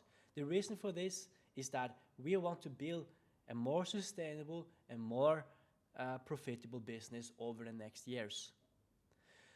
The more time goes on, the more people you will have inside your ecosystem, your warm audience, and the more people you can reach out to with your warm outreach campaigns later on. That's the reason. We don't want to give away free things just for the sake of it. We want to give them away free things to keep them in our ecosystem. So the rule is not the rule, but the what's it called? I don't know. I completely forgot the word. I can't remember. Doesn't matter. But so we give away value in exchange for them joining our ecosystem. That is what we want. That's why we are doing it. So we say, hey, we give away this thing, but all you gotta do is join my ecosystem. Cool. You might have questions. Does this make sense, guys? Do you want me to explain more, or do you understand the win of the warm framework? All right, more detail. All right, cool. All right, so again, we are in the business of trust. So the very first thing that we want to do is, I'm going to try to explain that as simple as I can, because I know I've explained a long time now, but let me try to be super clear and specific. So the very first thing about the warm framework is that we want to win the right to pitch them. We never want to go out to a cold audience with our main offer and hope and pray someone will be interested. What we want to do instead is winning the right to pitch them. And the way we are winning that right is to give away free value. So if I reach out to all of you guys and solve all of your problems for free, once those problems are solved, once all of you have solved the problems I was promising you would solve completely for free, I have now earned the right to pitch you afterwards. But in exchange for me to solve the problems in the first place was you to join my ecosystem. So I reach out to all of you guys and say, hey, I know you have this and this problem. I can help you solve this problem. All you gotta do is join my ecosystem. And they join my ecosystem and I solve them the problem. And why do we do this? Because now we have the trust established. We want that trust. We want to have problems that trust us. We are in the business of trust, as I said here. We are in the business of trust. Number one way to get trust is solving problems for free. Because then they will trust you enough with your main offer afterwards that you can also solve that problem. So a part of the warm framework is to win the leads, getting them inside our ecosystem, and then and solve the problems. And once that problem is solved, we have now earned the right to pitch them the main offer, what we actually charge for. It's not awkward or embarrassing at all offering someone who you already solved problems to your main offer, because you already solved a problem for them. So you don't want to do cold outreach. You don't want to do cold outreach or marketing to a cold audience who have no idea who you are with your main offer. You want to rather go out to the market with your lead magnets, solve problems for free, get them inside our ecosystem. The people that got actually solved their problems for free, that is who you hit with your main offer. I'm going to come back to that afterwards with a retarget, by the way, on the warm of the framework. But does the win of the warm framework make sense now? That you win the leads inside your ecosystem? All right, cool. How that makes sense. All right, and the question then is, what is an ecosystem? An ecosystem is a place where they are able to see your brand and face every single day. So this depends on where your avatar is. If your avatar is on email every single day, then you will build your ecosystem on email, because then you will set up the awareness campaigns and the retarget campaigns on email. So it all depends on where they are. As long as you are your ecosystem is in a place where they see you where they can see you every single day. And that can be on email, it can be on WhatsApp, it can be on Instagram. So maybe it's very simple where you go out to the market and say, hey, I have this lead magnet that solves your problem. Follow me on Instagram and I will share that lead magnet with you. Okay, now you know your followers is your ecosystem. Or you can go out and say, hey, I know you have this and this problem. If you join this WhatsApp group, I can help you solve that problem for free. They join the WhatsApp group, and guess what? Your WhatsApp group is now the ecosystem. That's what we want. We win on the win framework. We want to win the right to pitch them before we ever pitch them. And the way we are winning that right is solving their problem. So the lead magnets give us two things. It gets us more qualified leads. So it gets us cheaper leads. Cheaper in the sense of what it takes for you to get them. It's going to be easier in terms of time and also effort and sacrifice and also resources. Number two is also establish trust with your lead magnets. Why does it establish trust? Because you already have solved problems for free. Okay, cool. Ecosystem can be anywhere. It can be on Facebook, on Instagram, on WhatsApp, on email, on a school community, on a Discord group, whatever, as long as they are able to see your brand as frequent as possible. And now we come to the awareness. So win is to win the leads in the first place using a lead magnet, and now we want to build brand awareness for the people inside our ecosystem. So once they are inside our ecosystem, once they, for example, are inside that WhatsApp group, we want to make sure that they see your face and brand every single day. Why? Because familiarity equals trust. Think of any business guru that you know of. I guess there's always someone that you have seen on your Instagram every single day for as long as you can remember. Not for as long, maybe for a year. But you have seen their face for over a year. That you're just seeing their face, being exposed to their brand. That is trust alone. Familiarity equals trust. And there's two main reasons for this we want to build brand awareness. And that is, again, to make sure that they see your face as frequently as possible to build familiarity, and we are in the business of trust. The more trust they have in you, the more likelihood they are going to have when it comes to jumping on a call if you ask them to do so. It's also going to be easier for you to close on the meetings if they trust you that you can help them achieve the desired outcome. All right, so awareness. Build a brand awareness to the people inside. That was the first reason. The second reason of why we want to build a brand awareness is that we don't know if it's the right timing right now to hit them with the retargeting campaigns. So what this means is that let's say you get 10 people inside your ecosystem. You build brand awareness to all 10 of them. You get 10 people in by solving their problems for free. They're now inside your ecosystem. I will use WhatsApp group as an example. You send something in that chat every single day, and now you hit them with your first retargeting campaign. So the retargeting campaign is the same as the warm outreach campaign. So you retarget the leads that you build brand awareness to ask them to jump on a call with you. Okay, so out of the 10, maybe only one want to jump on a call with you right away because the timing wasn't the best for the 9 others. Does that mean we want to waste the 9 other leads? No, it doesn't. We want to make sure that they're still in the ecosystem, but the way we are wasting the leads is by stop with the awareness campaigns. So for the 9 others that didn't book right away, we will make sure that they see your face and brand as frequently as possible, every single day, every single week, every single month, and maybe every single year. Because over time, maybe it wasn't the best timing right away, but maybe it's a better timing next week. Maybe it's a better timing next month, next year. It doesn't matter because the chance of that time coming eventually is higher than that timing being the right time right now. But if we are skipping the awareness part, then we will they will forget about you. They will maybe not, they will not remember you in a year's time. But if we have made sure that they have been exposed to your brand every single day for that year, it's no question or not if you are the first one that it comes up to their mind when the timing is actually right. Who do you think they will pick? You that solved that problem in the first place and also have been exposed to your brand and face every single day for a year? All your competitor that they have no idea who they are, know anything about your services, they haven't solved any problems for them for free. Why would they choose your competitors over you?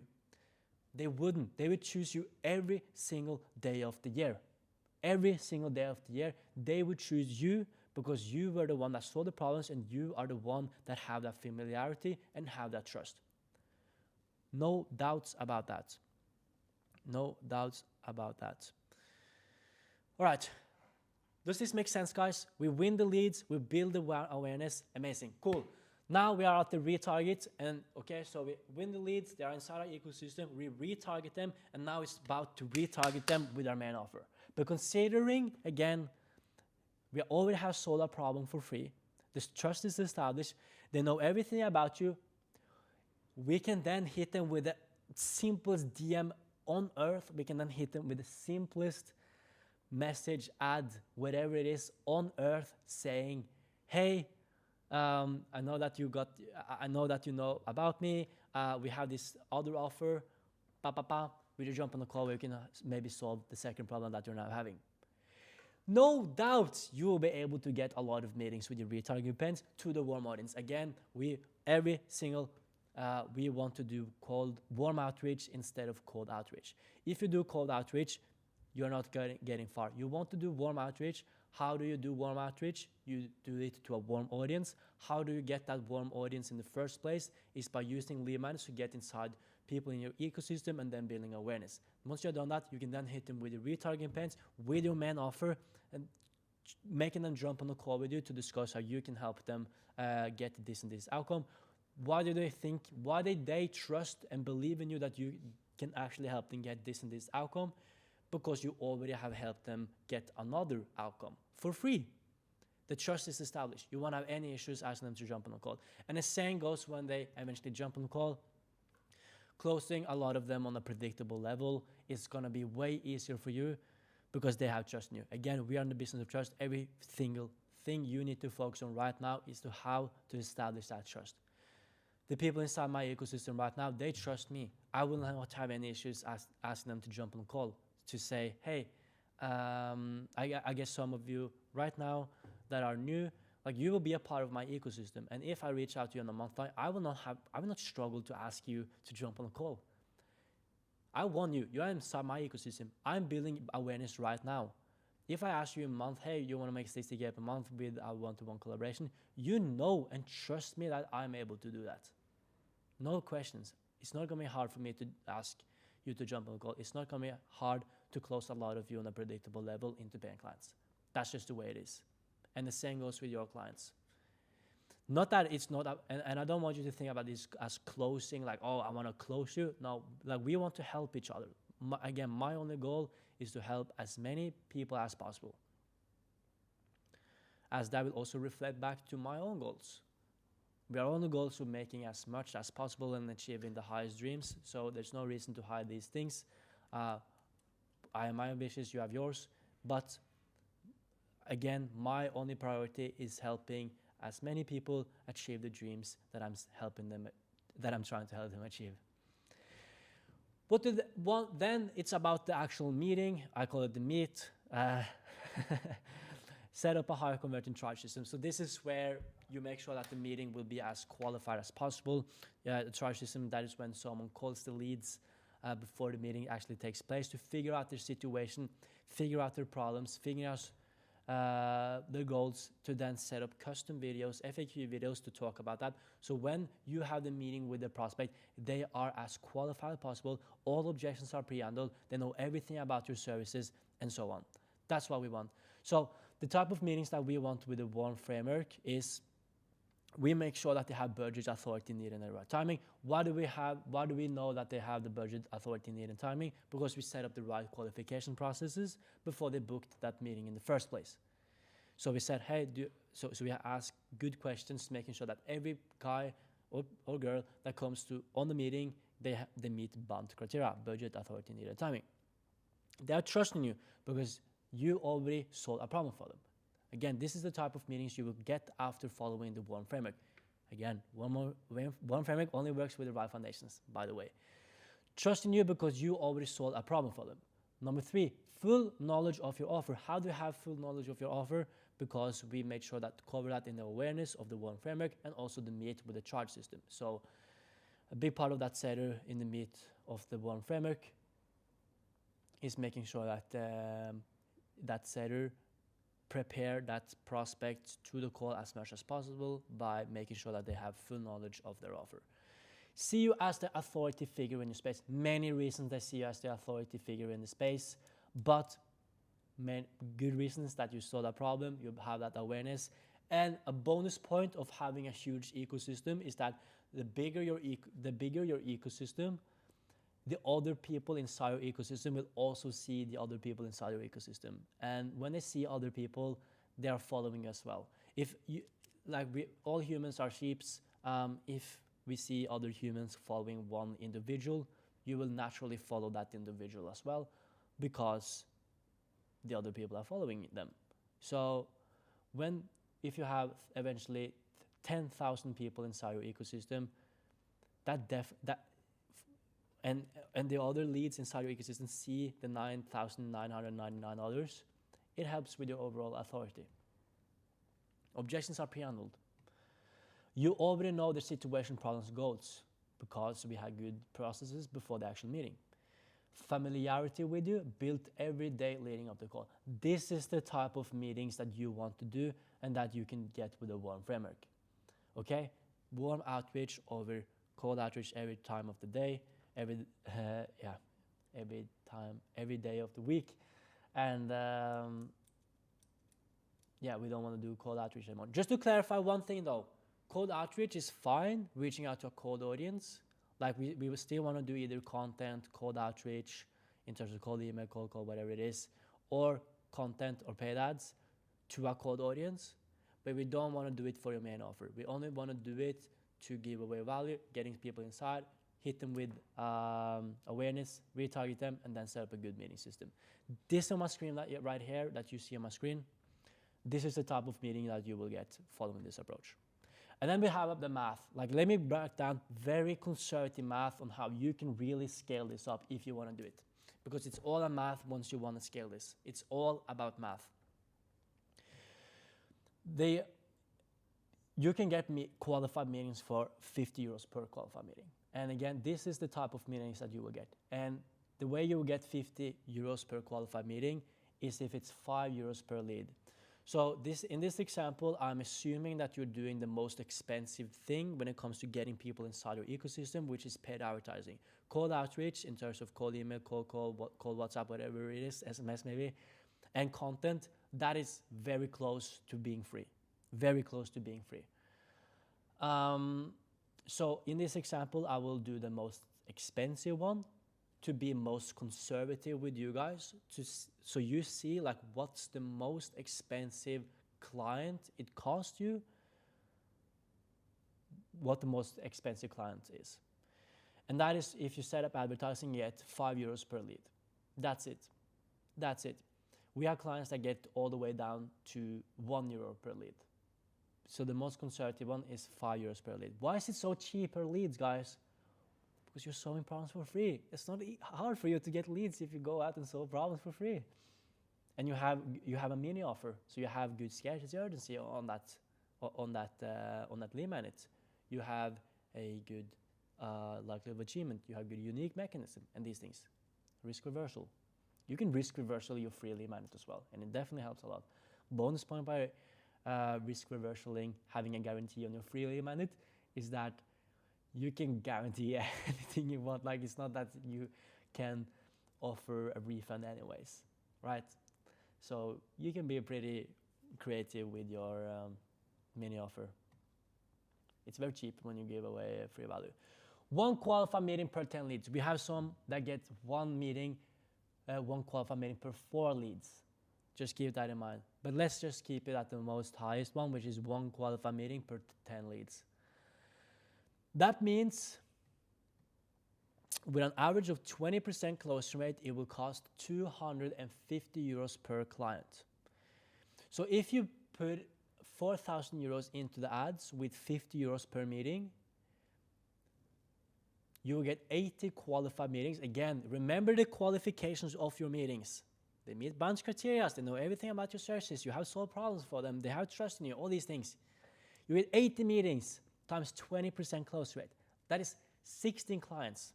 Assuming you sell for 4,000 euros, you will have 64,000 euros out of the 4,000 euros. You see the potential in this. You see this. If you can get numbers where you can get 1 qualified meeting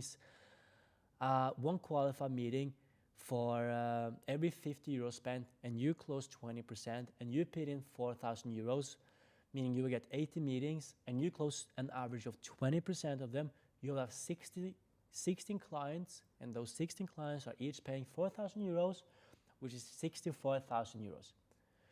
You see how this makes sense, and this is the numbers that you can get, which is the ultimate outcome that I promised in the beginning of this call, which is how I can help you get from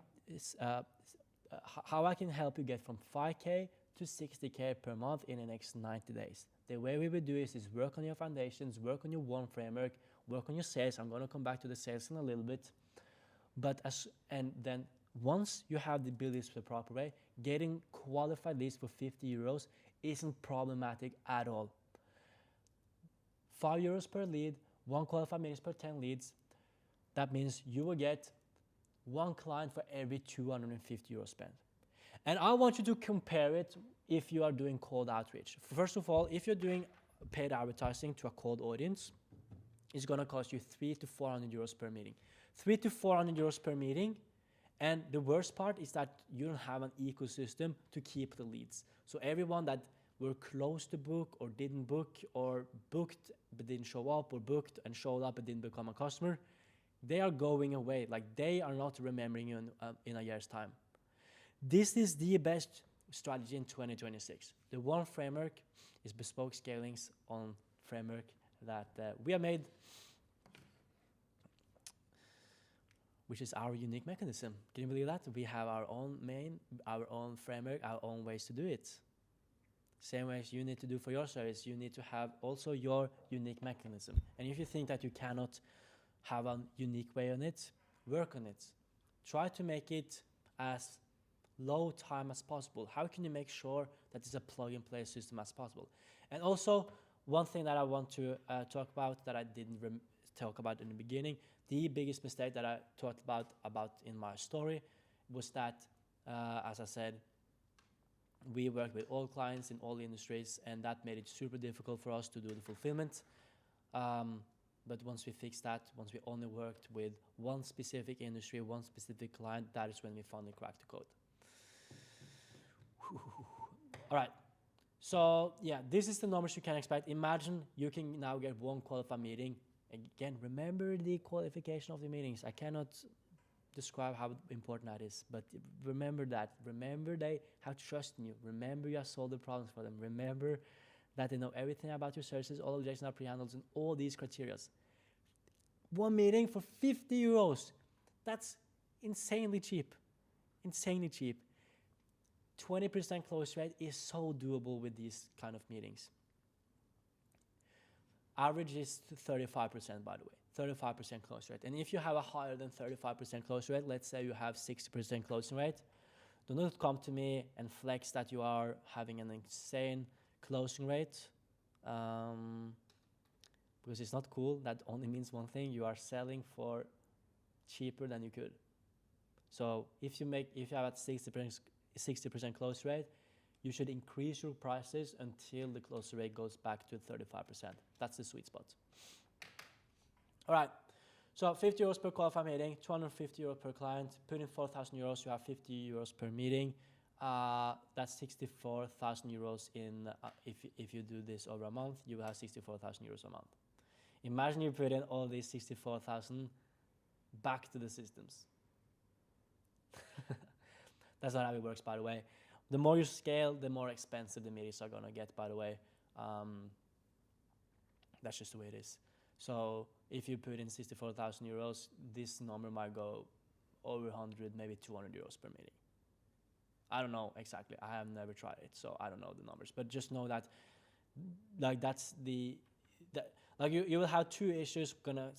Like, you might have questions like, why can't I be a millionaire if I just do it? You're gonna have two main issues. Number one, you're gonna have fulfillment issues, like onboarding 16 clients a month. Like, that's really, really difficult.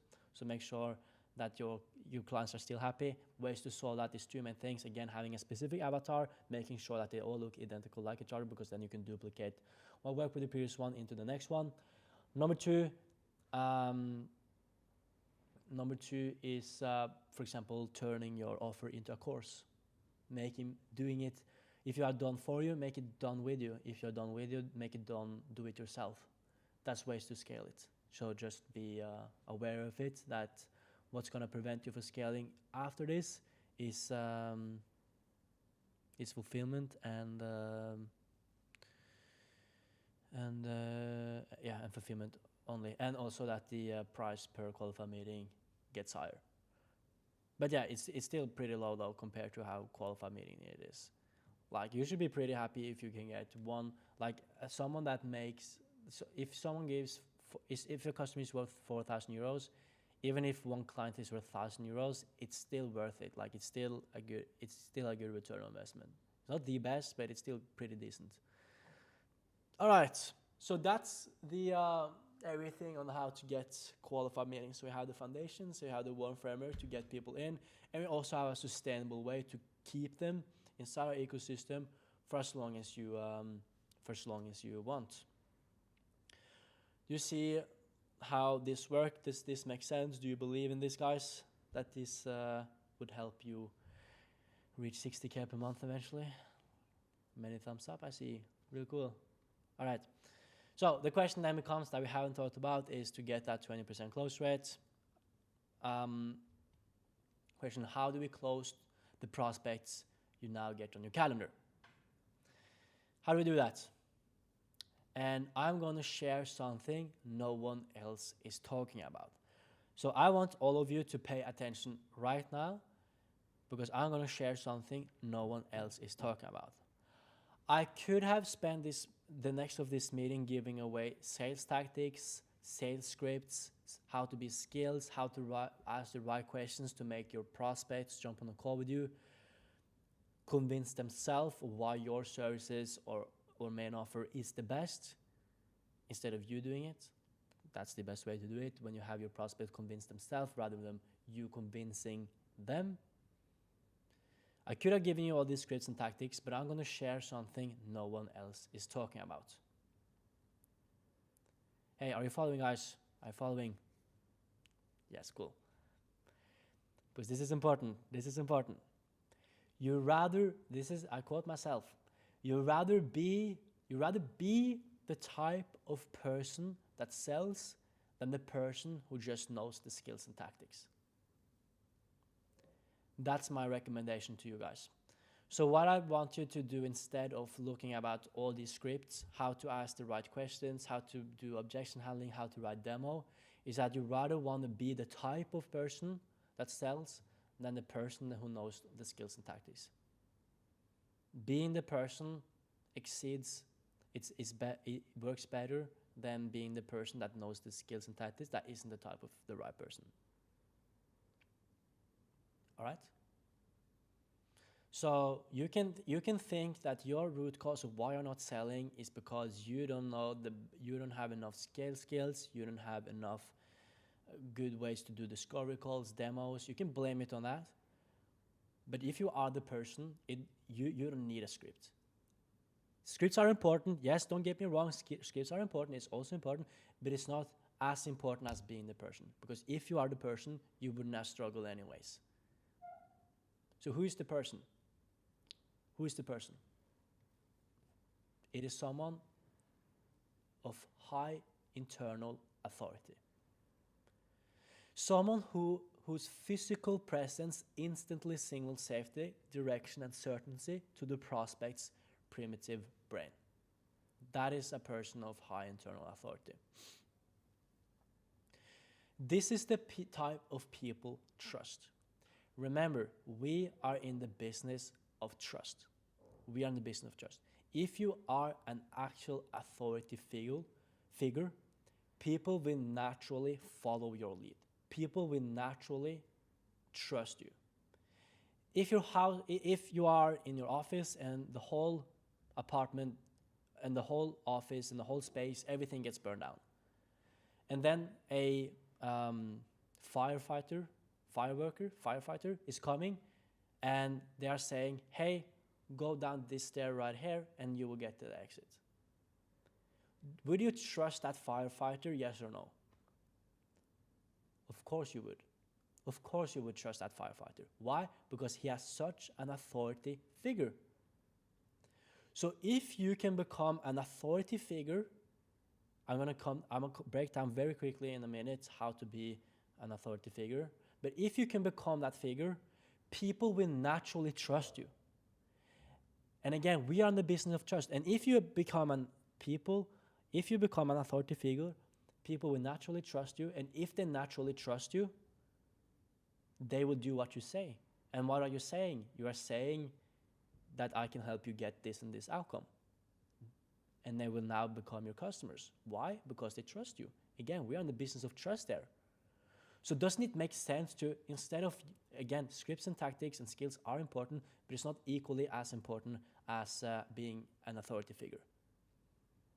So right now, I want all of you, before you keep looking scripts, looking at all these things, prioritize becoming the figure the type of person who sells, rather than the person that knows all the tactics and skills.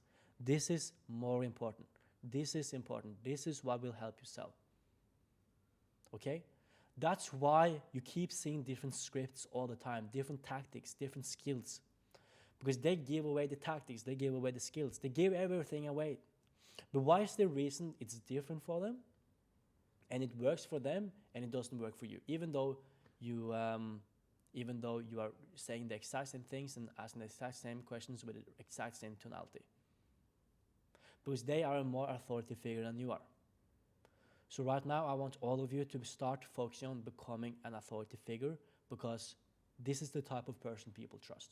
And again, we are in the business of trust. We want people to trust you, that you can help them achieve the desired outcome.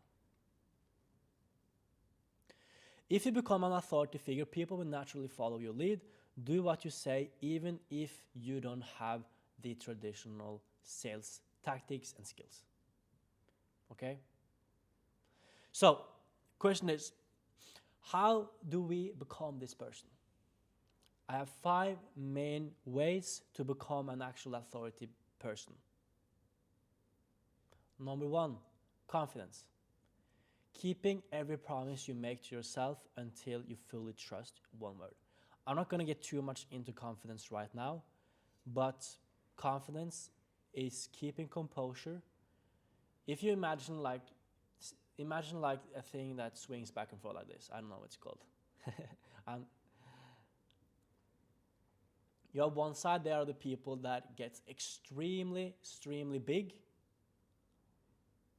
making them super big. They are the ones that see themselves as alpha males. And then on the other side, we have the people that makes themselves super small. They are the ones that are always saying sorry, even worse than that also. They are the ones that are even making themselves small to make other people feel bigger.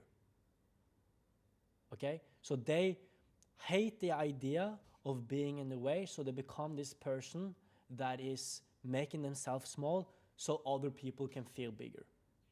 But the people that also make themselves bigger, they're also not confident. They are making themselves seem bigger because they are afraid.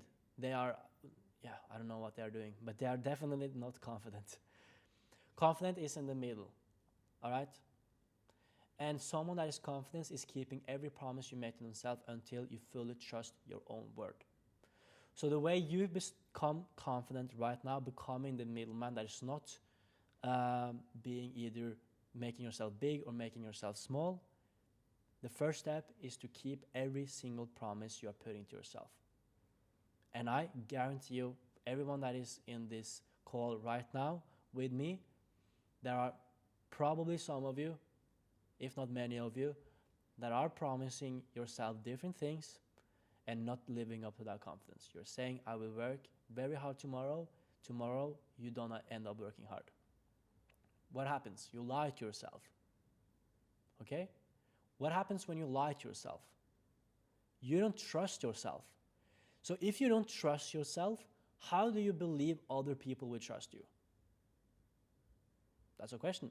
Again, we are in the business of trust. And if you don't trust yourself, how can you think it's a good idea to have a sales call with someone and make them trust you when you don't even trust yourself? Okay? Trust yourself first. Keeping every promise you make to yourself until you fully trust your own word. This is true confidence. And you will be the middleman now. Will you be a relaxed man that has 100% confidence in themselves, in their own abilities, and what they're all saying? Discipline. So that's the first thing, how to become an authority figure. Discipline. Prioritizing your future self. That's it.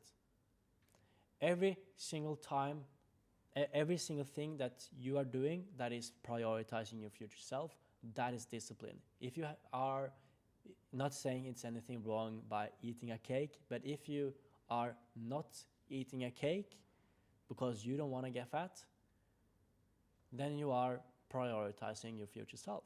If you're training, yes, you are damaging your muscles, you break down everything about your muscles. That's what happens when you train. You damage your muscles so it can repair itself. But you get yourself in that pain stage because it's painful, because you want to get stronger in the future. You're prioritizing your future self. So the more things you prioritize your future self, the more discipline you have. So the more work hours you put in, the more you're skipping cheap things where you're going out and drink. The more you do these things, the more discipline you have. And the more discipline you have, the more authority figure you will become. And I want to tell you guys one thing right now, is that these things, this cannot be faked. It cannot be faked. If you think right now that you can trick everyone by being an authority figure, by pretending to be confident, by pretending to be disciplined, you can't do it. It's impossible. We got to remember, humans have only talked for around 300,000 years.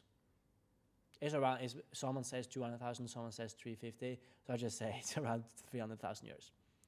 How long have life existed on Earth? 3.5 billion years ago. That's when around that time. Some said 3.7, it's around 3.5, whatever. That means 0.00087% of the where our ancestors have been, we come from the first cell until humans. If you look at from our first cell to when humans become, from where we are right now, where humans are humans, we have only talked for 0.00087% of the whole time. That means in our deep core, deep down in our genes, in the deepest part of our brains, we have 99.99% of the time only communicated with others over energy, over body language, over everything that is not talkable. So we have talked with people over body language, energy, and emotions and feelings. That is how emotions, feelings, and instincts. That is how we have communicating with each other. So don't you guys think that we have a lot of good feelings, gut feelings, emotions on how to navigate around others? Which is only 0.00087% of the time we have talked. So what we do, with people that what we do with each other when we didn't when we weren't able to talk with each other. What did we do then? We were using energy. We were using body language. We were using instincts. But we still figure out like who is on top of the change, who is the chain, who is the one that are being truthful, who are the one I can trust. Those emotions were still there. It wasn't like we were completely guessing out of nowhere, out of thin air. We still had these emotions. We were still able to have groups. We were still navigating towards each other. We still had people we trusted. And those genes are still in us today. So what I mean, the reason I'm saying this,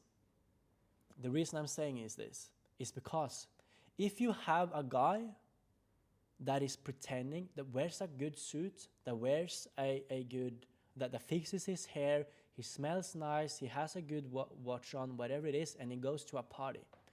But his apartment back home, and yeah, he's also pretending to be this guy that is disciplined and confident.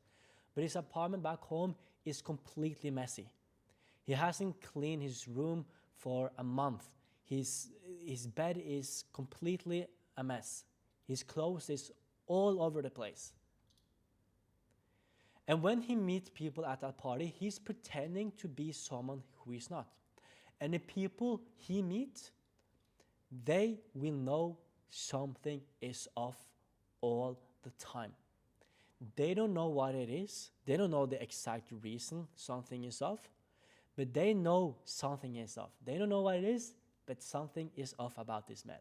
Like he's pretending to be someone he's not. He's pretending to be disciplined. He's pretending to be confident. I sense something now. I sense something is not quite true with this guy. And these feelings is accurate all the time. This is why we can't fake it. Like this is who we have always been. 99.99% of our life, we have been people that have followed our feelings, have followed our instincts, and so on. So we sense when things are off. We sense it. And the same goes with your prospect. If you think you can fake discipline, you can't. People around you will sense something is off. And that small sense, that will damage the whole trust you have led up to that, you have built up to that point. Again, we are in the business of trust. And if they sense something is off, if they see through your eyes that this guy lives, that this guy has a messy home, he's pretending to be this millionaire, but he's actually living with his parents, completely broke. You don't know the details, but again, by looking through your eyes, they sense that something is off. So you cannot fake this. Confident discipline. Next thing is leadership. Living as a genuine role model on and off camera, motivating others by identifying what drives them. So you have to have good leadership as well. And that is being the same person that you are on and off camera. The best leaders are the ones that are also the same leader off camera. Okay, I can think about, for example, in my life, when I was in the army, the best leaders that I really, really looked up to, that I was really motivated by, were the leaders that were also doing the same things that they made us doing, but they not only did it in front of us, they did it back home. If we met each other at a training gym, but they didn't expect to see me, for example, you still saw they were putting all the effort, and they were the exact same person on and off camera. So they were the exact same person on the field and off the field, if you can call it that. That's what you want as well. You want to be the same person on and off camera. So if you show up to the calls and you're pretending to be this guy, and then you go close your laptop, and then you go home, and then you are someone completely different, again, this will reflect on your overall authority. Gratitude.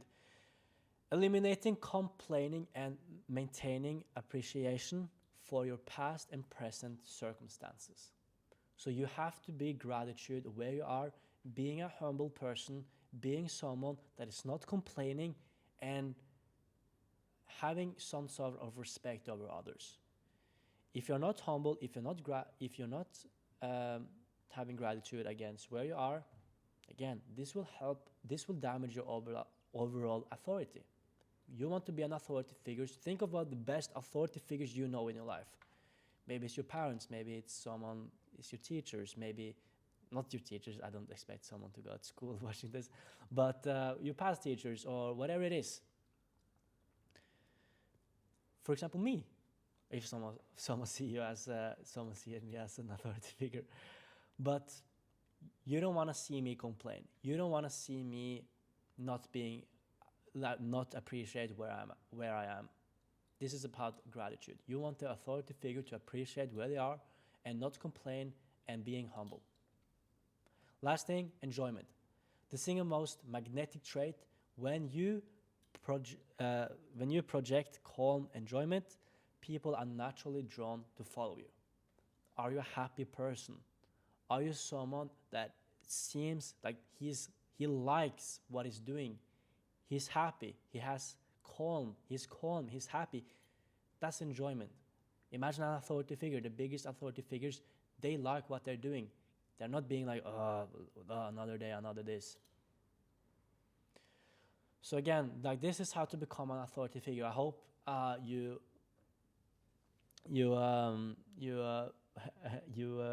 didn't mind me talking about how to be an authority compared to just giving away scripts, as I see it as more importantly that you will be an authority figure.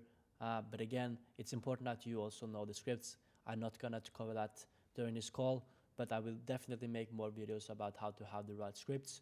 But for now, more importantly, it's to be an authority figure. This is how you do it. The reason people trust authority figures. They just simply do. And if you're an authority figure, you don't really need scripts and tactics. You will still be able to close people. But why? Because they trust you. Why do they trust you? Because you're an authority figure. And also of all of the things leading up to that call. All right, guys. So this was everything that I had for this call. Just to summarize everything, I think we are broken. I hope that I've at least pointed some of you guys in the right direction moving forward, trying to scale your own coaching business. You know how important it is to build a solid foundation, how you do it, what you're missing, how to build an offer, an avatar, lead magnets, how to position yourself, and these things, everything about the foundations. Then you just need to put it together, make sure it's also consistent, not promising one thing at that place and another thing another place. Make sure you have consistent foundation overall. You also have a really strong client acquisition strategy that is going to help you long term as well. This is not something that is not going to work in 5 years. Like, your audience will always be your audience. They're not going anywhere. So you have a way to get that audience, how to maintain that audience, how to retarget them, and then also how to make sure that that meeting will be as qualified as possible. So I hope everyone found this valuable. Again, yeah, I wish all of you the best. I just hope I have pointed some of you in the right direction. Again, I wish that I saw a video like this before I started my first coaching business. But yeah, besides that, keep making sure that we are always improving each other's skills. Look for new options always. Biggest problem that I had probably in my career was that I thought I was king of the world, as I had pretty early success with Covertro. What that made me was that I didn't listen to anyone. I thought I was the best. I like, there was literally like people worth hundreds of millions that I thought I knew. No, you don't know. Like you got rich like 20 years ago, and the market is completely different now. Like, you don't know things. Like, I know. If you have beliefs like that, you are not going anywhere. I can tell you that right now. You are not going anywhere, and you also aren't following this point right here. You have to be humble. So stay humble. Listen to people above you, even people below you. I guarantee you, there are people below your family members. Just not because they're making the same numbers. So I guarantee you, they have own unique experiences.